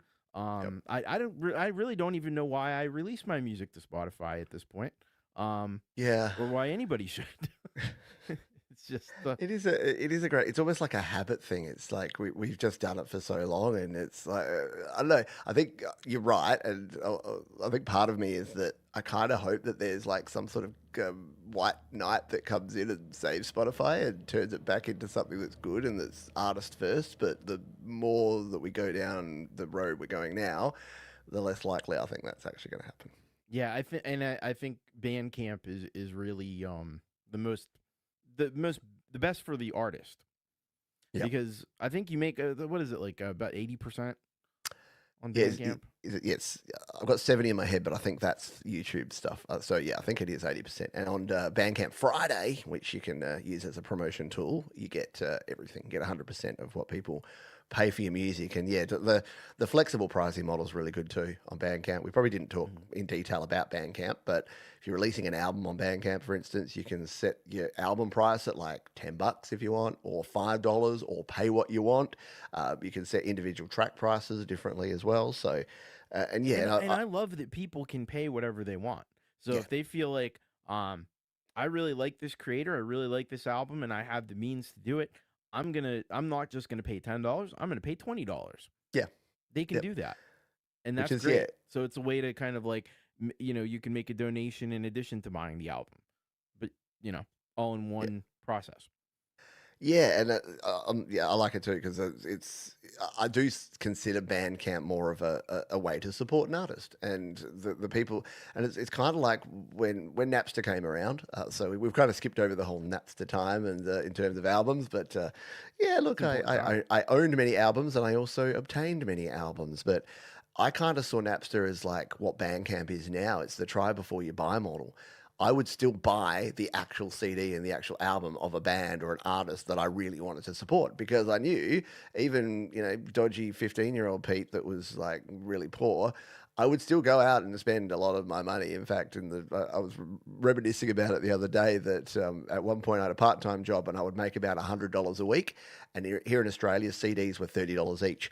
And there were some weeks where it was 3 CDs. It was $90 on CDs and $10 to buy some like dollar cheeseburgers and dollar menu McDonald's stuff because I'm like, I want the music. There's 3 albums and I can't choose which one I'm going to buy this week, so I'm buying all 3, and I'm probably going hungry. But yeah, it was a lot of money spent, and that's kind of the way I look at it now. Is that when there's these cool artists that I want to support, I want to give them more money because I know that even my YouTube premium, of which about $10 of that goes towards music, that's way less than I spent any month of my teens or 20s or even 30s. And the actual amount that we're spending of our disposable income on music is way, way less. And unfortunately, what we're spending on TV and streaming and other subscriptions is way, way more. So, yeah, that $10 or $15 Spotify or Apple Music or YouTube subscription, I guarantee you, if you're a music fan, now you get that and you can listen to everything in the world you want to. But you were spending more than that when you were supporting artists and bands by buying physical media or even iTunes, even buying albums and songs on iTunes, which I did for a And the period one of thing that time. doesn't change with that, that most of that money, Yeah. whether it's the fee for the Spotify or the $20 that you pay for the album, uh, big huge chunk of that goes to the record label and stuff like Yep. that, and a Great point. tiny little bit goes to the artist. That's still the same. Excellent That point. hasn't changed, and that would really take a revolution to change. Well, yeah, and look, and again, that's why we're talking about Bandcamp and why it's so good, and that's why it is kind of good because Bandcamp really are working around all of that for an independent artist, and yeah, because if you are independent, you do get to keep a lot more of it, and it's why when people come to me and they're all enthusiastic and they're like, "Oh man, I want to get a record deal," I say, "You really probably don't. You probably haven't thought it through. Go watch that documentary about NSYNC, or go read the articles about artists from the last 3 decades, or well before that as well, and see how little money they've actually made from their music, and the horror stories of the Taylor Swifts losing their catalog and people losing the rights to their masters, and yeah, it is messy, and unfortunately, that's probably not going anywhere. But I guess the options that we have here, Bandcamp, online distribution through your DistroKid to get it all out there, even though that's not going to make you a fortune, YouTube streaming, and a lot of it is actually, as you said earlier, it doesn't have to be the end game. A lot of it is like it's leading people in. It's more of a promotional tool to get people to come listen to music. And as we've said all along, if the dollar is your is your main motivator, yeah, go do something else, because you can make money, and you can, like, it's like the winning the lottery. You can win the lottery. You got to buy lottery tickets, and someone's got to win, but the chances are pretty slim. And it's the same with creating music. Yeah, if you're in the exact right place at the right time with the right song, and it goes viral, and everyone's playing it, and everyone's loving it, then that's cool. And that's always the dream. Like, you don't have Yeah. to not have that dream, but don't be disappointed if, you create music, you're very proud of the albums that you've put out there, you love what you've done, and a handful of people come and tell you that they think you're great, and that your music is what they dig. So, And that's what it's all about. At the end of the day, if one person appreciates it, that's a win. You know? exactly. Yep, spot on. As Mark says here, it's about getting my ideas out there and leaving a legacy. Yes, legacy is 100%, Mark. is super important. Yep, look, even the Beatles got screwed. Absolutely, truth. Hello, Rena. Hope you're doing well, Rena. Thank you for being here. Where are we in the list of topics here? We've got about 15 minutes to go here. I want to say a big thank you to everyone for being here, and a thank you to Thomas Christ, our wonderful guest. Do not forget that you can check out all of Thomas's music, his YouTube channel, and You Rock TV. So here you go. Here's a practical piece of advice of something you can do right now. If you've got an album coming out, if you've got singles or EPs even, you want to get them played on the next episode of You Rock, which is hitting the airwaves in just just under a week's time. So you got time now. You got plenty of time to get your submissions in. And Thomas's website at thomaschrist.net, Thomas Christ Online, is actually really, really cool. You've done a great job with this, mate. I was looking through it earlier. It's got everything you need in there. You can learn all about Thomas Christ. You can get your music heard on You Rock. You can catch up on all of the previous live streams and shows. Check out all the great music videos like the one we played earlier on the show. And of course, jump on over to Bandcamp and check out the latest album. And there will be a brand new 20th album on that Bandcamp very soon. And do not forget, you can, of course, support Thomas via Patreon, PayPal, and the channel memberships as well. So go and check it all out. And yes, indeed, send it on in, because it's a cool thing. And look, I guess the we'll talk about this briefly, because you and I have discussed this, and it's been on the show. The criticism can be that, aren't you just playing your songs to other musicians? Isn't it just an echo chamber of musicians listening to musicians? And I say probably, and does it matter? That's kind of my response to it. But you know But what? we, When I used to play, when I would do live shows, yeah, a lot of times it ended up being a lot like that too, where you have you're on stage, and the audience is the other people that are gonna play, and then like maybe like 5 other people or something. So it kind of is a similar dynamic, really, it's when true. you think about it. Oh yeah, yeah, But it is. Yeah, exactly. Who listens to your music? It's like the same. Yeah, exactly. When I was playing in a band, the people that would come were my family and close friends, and then other musos. And yeah, it's the same sort of thing. Like, the people that watch our stuff are our families and friends. Less so. I've got friends that say to me, "Love you, Pete, but I'm not tuning into your show. It does not interest me in the slightest." And I'm like, "Cool." Especially my children in particular. They're just like, "Oh no, we don't watch your live streams, Dad." And I'm like, guys, if my live streams were appealing to a 14 and 16-year-old girl, I probably doing something wrong. Unless there's someone who's like an amazing creator that's really into music and sharing their music. So, but for the normies out there, get myself in trouble now. I'm like saying that my children don't like my music, but they do. But they also have short attention spans, and as you can tell by being an hour and 45 minutes into a live stream, we like our long form discussions and chats about things around here. Ah, righty. So measuring your success, how do you know if an album's been a success, mate? What are the indicators? What do you look for? Because obviously we talked about not necessarily monetization, but how do you know that you've released an album that it's been a success? I think just when people tell you that they enjoy what you did and they appreciate it, if you get a few people to buy it, Mm, that's a big plus. Um, but that doesn't have to be the be all end all either. yeah, Um, I think the ultimate thing is like, are you happy with it? When you play it, do you feel good? Do you yeah, feel like this is something I'm proud of? And as long as the answer is yes to that, yeah. then I think you're on the right track. Yep. So self-fulfillment is super important. One thing that you also do, and if I scroll down on your page over here, is have some merchandise as well. So you can Mhm. check out the Thomas Christ merchandise. How do you think that that's because obviously a lot of I need bands to have their update a lot of that merchandise? stuff. Hey? I need to update a lot of that stuff. I need to Oh, put is some new it? stuff We up need there. some new. We've got some old. Well, there you go. Go and get the retro Thomas Christ stuff before he goes Yeah. in there and updates with the latest logos and his updated stuff. But yeah, what sort of role do you think merchandise plays in releasing music and combining with your music? So Professor Boomer was asking before. Could we use a Professor Boomer T-shirt? I'd buy one. Yeah. But no, when it comes to merch, like I know for like touring bands, like Mm. that's it.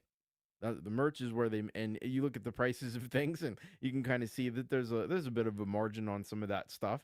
Oh But yeah, yeah, it's fun. It's a fun thing, for people. It's just another way that you can take your, I hate talking on these terms, but your brand yeah, and man. your Yes. brand, you can be your, uh, market that to the world and also make a few extra dollars and it's just a fun thing to have, and it feels official when you can say, hey, I have a merch store, you can buy a t-shirt Yeah.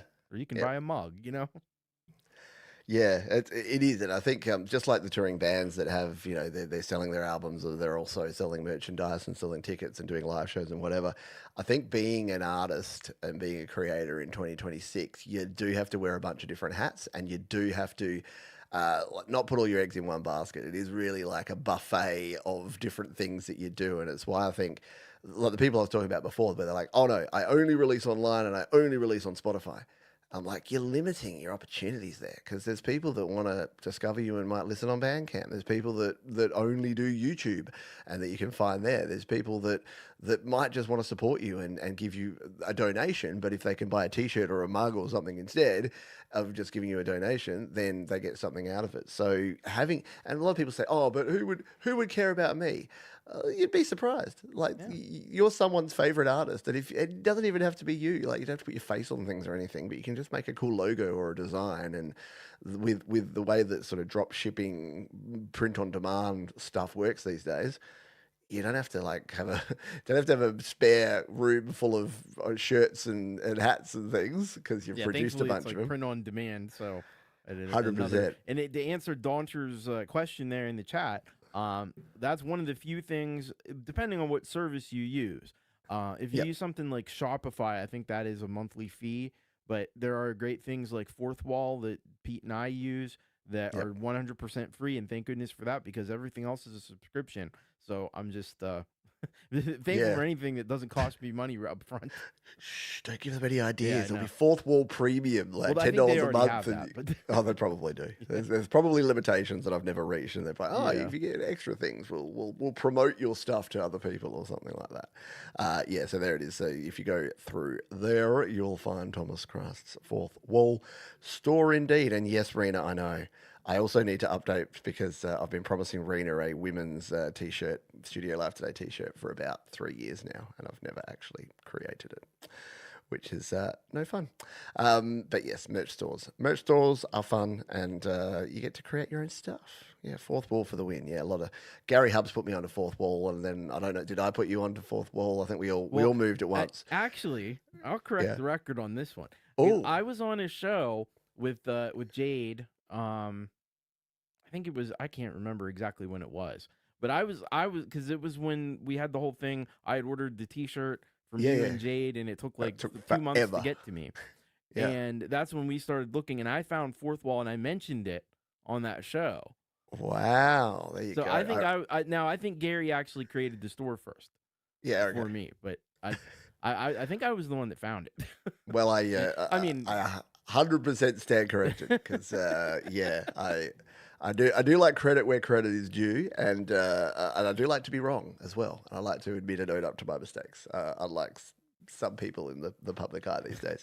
But no, that is cool, and it is. It's a really easy place as well. Maybe it was Leela. Maybe Leela told you, and you told me. it could have been a bunch of people finding it all at once. We Yeah. all just happened upon it because we were all looking for an alternative to Teespring. Exactly, because we didn't want Teespring anymore. They were it. Advice? Do you guys have any advice on creating a personal brand, as you called it? Yeah. So look, the Thomas Christ brand. We haven't sort of talked. People are probably like, oh, where did you get Thomas Christ from? Why is that your name? How did you come up with your logo? How did you come up with your brand? You do have a very good and consistent brand across everything you do. Where did that come from, or what advice would you have for someone that's trying to make their own brand? Um, man, that is such a big topic. That It's is like really that's another that's a 2 hour that's a whole stream for another day. Branding. show, but and I should probably do that show, Yeah. but yeah, it's a variety of skills. It's a skill you have to really hone, and there's so many aspects to it because you have to think of it from a words perspective. What kind of message do you want to put out there? In terms of like different biographies, and what is your kind of like, I don't know if you have to have a mission statement. Do you have to be that Yeah. wanky about it? I don't know, but I don't think you have to go that far. But you do have to kind of come up with. Yeah, I mean, you have to think like a like you're selling shoes or something, and come up with your logo. Come up with your Nike has just do it. You Yep. have to come up with your kind of word mark there, and then you build graphics. But there I am starting with words again. Um, you Definitely a build your theme. graphics around that concept, Yeah. and what you want that to look like. And I like to now I'm very obsessive about this stuff, Yeah. and it bothers me. Like right now, behind me is the logo from the last era, and it's not the new one. Because I create a new logo for every album cycle. Yeah. Right. So now a lot of my stuff, because I'm in between, and a lot of my stuff, because there's so many social media things, it's bewildering how many different sites are out there that you have to think about the branding for. Yeah. And so a lot of the stuff is still the old look, and I'm in the process of updating all that stuff. That's one of the many little things that you have to think about with this stuff. Um, Yep. so, but yeah, I mean, It- but there are stuff like I like Pete and Leela use Canva, and that's a really good way to easily yeah. put. And there's templates that you can use to Yeah. kind of build your stuff around. So, just kind of look at what other people are doing, and maybe don't exactly copy it, but Yeah. use that to inspire what you're doing, and I think um Yep. Oh, you have a 100%. little bit of a leg up there. Yeah, when I started out, I definitely was copying from people and learn from other people. And I think the most important thing is to know what it is you're actually trying to convey. So I think, as Leela says there, shift out of you and look at you. If you're someone else looking at you, what do you want them to see? And what do you want them to feel? And what do you want them to do? So for me, again, my whole brand is Studio Live Today, which is a bad name. And again, you regret these things, but you go back, and I'm sure there's been times where you've probably regretted Thomas Christ because people think you either are Christian or you're anti-Christian or something like that. But yeah, that's the name we've got. But it's more about the things that you put out there. So for me, it's my goal is to help people create, record, and release their best music. I do that through tutorials, live streams, and tips and tricks that are going to help people create music on their own that they can share and be happy with and proud of. And like I think if you can sort of just have that, then everything you do around that should sort of relate to that. So everything I do around this channel is that. And it's the same with your music. If your music is you want it to be protesty or political or stuff, then own that. If you want it to be make people dance and groove and get off their butts, then that's what your brand should be. It should be something fun and energetic. Thomas has very industrial, very dark music. So your branding is reds and blacks and lots of stuff that emotes that feeling of like, oh, angst and anger. So yeah, it just depends on what you're actually trying to deliver. Yeah, But but yeah, I think it's also about like finding like art styles that kind of match yeah, the concepts that I'm building around. Like this was the old one, so it's kind of like brutalist, and it's kind of like almost like a sports team logo or something, like an old yeah, school sports team logo. The new one is like Art Deco because it's yeah. harkening back to the 1920s and Prohibition era.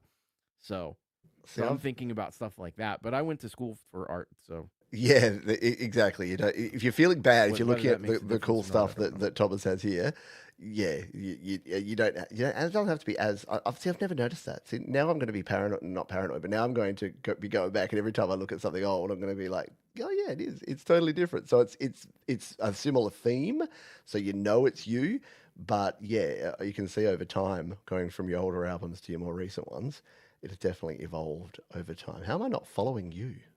I bought I bought your I bought your album. Oh, because I'm on my other You're account. not Okay, logged. You're not I'm on logged my in. artist account. Okay, yeah. If you don't know, with Bandcamp, you basically you can set up your own listener account, but then you can set up an artist account, and yeah, so you can keep things set. I don't know why I did that. I think I wanted a fresh account when I started releasing music, or I didn't set Well, my first that's account one of the properly. things I don't like about Bandcamp. They make you create a separate account for the Mm. fan. So I have one that's called like Thomas Christ Fan, and that's for me to like buy other people's stuff and comment on other people's things Yeah, that's right. and then I have but you can't really act as yourself on there, Yeah, that's only on annoying. your own page, I guess. Patreon's the same, isn't it? Like I've got the same problem with Patreon. You've got to switch between your creator account and Yeah. your user account, and yeah, the two don't match up and play nicely together. But it is a pain. Yes, I dislike it. I dislike it also. We are out of time. If you can believe it, we've been chatting for 2 hours about. So look, we could, and again, we could talk branding, and Thomas, you've basically just told us that that's what you need to do. So I'm looking forward to because for a while there you were doing your How to Rock series. I think you Yeah. need to do a How to Brand special edition of that where you go through the history of your branding and how you create these logos and things. Because so is this one the one at the top there now? Is that your latest one? Is that or is that from the previous logo? No, I still haven't updated that yet. So that's the one that aligned with your That was last with Hollow release. and Chosen of God. Cool. And it's still So the there's background and stuff is the cover of the album. So there's something new coming. So by the time Thomas's 20th album is released, you'll be seeing another brand new logo there, which I look Yes. forward to. Look forward to hearing and seeing. We've got to go out with some Thomas Christ, and we've got to go out with your latest tune, Vices and Love. So why don't you, before we finish up, tell us a little bit about this track and any closing thoughts or ideas you might want to share with the folks. Yeah, this is gonna be on the new album. It's kind of a love song, but not really. And it talks about love and the love of vice that helps you to get through this world that we're in that is very difficult right now. And yeah, I hope you dig it. Come and check out You Rock. Come and check out Hour of Rock on Saturday because we got the whole lineup. It's me and then Jade and Pete and then Brad Example. It's always a great time. Uh, Yep. that's what Very I got. cool. That's it. All right. Well, thank you so much. And like I say, Thank you. yeah, you can go check out everything Thomas related down in the description below. Just go to thomaschrist.net. As you saw there, it's a very well organized page with lots of cool stuff on there. Buy yourself a t-shirt. Go check out all the videos and the shows, and do what I did. Buy the full discography. Why not? Just buy the whole discography on Bandcamp. You know, well, Yeah. it's reasonably priced. I'm not gonna complain if you want to do that. You know. And Lewis Cook just quoted an awesome track from Rammstein, Ooh. America. Love that song. Love that song. This is not a love song. I don't sing my mother tongue. That is There you great. go. If you came here for the Rammstein impersonations, you're now happy. You can leave happy after that one.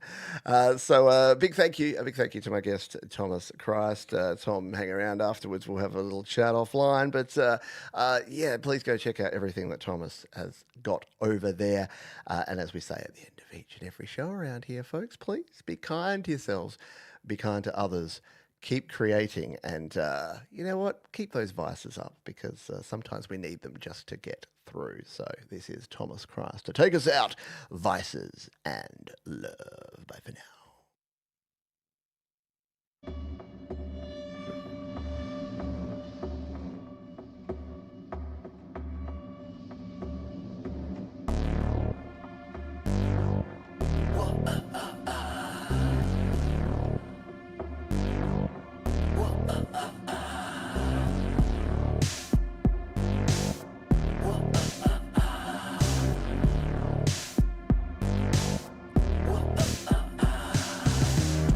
In my heart there was a seed, a need, reality. I really want to bleed, succeed. So many times before we felt the blade, afraid. But now we are the ones who wield the weapons. Touche, we are the sharpest box cutter to the world. There is no more fear, but they're scared what we unfurled. And your love is like a tin box where I hide an ocean from a single tear in my bloodshot eyes. We take from the world and all its in. We don't have much, but we got love and that is it. That and we got vices that we feel like they're our best. Vices and love, no one can stop us forever, never.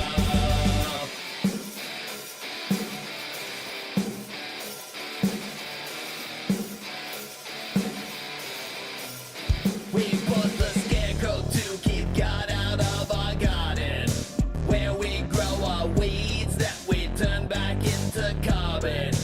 In the eyes of the city, we are dirt without a shovel, but we're the avalanche that buries them in rubble with trouble. Secure the right to bury each other in our arms. They don't know we're the greatest threat beneath the stars. The intoxicating spirit we imbibe in the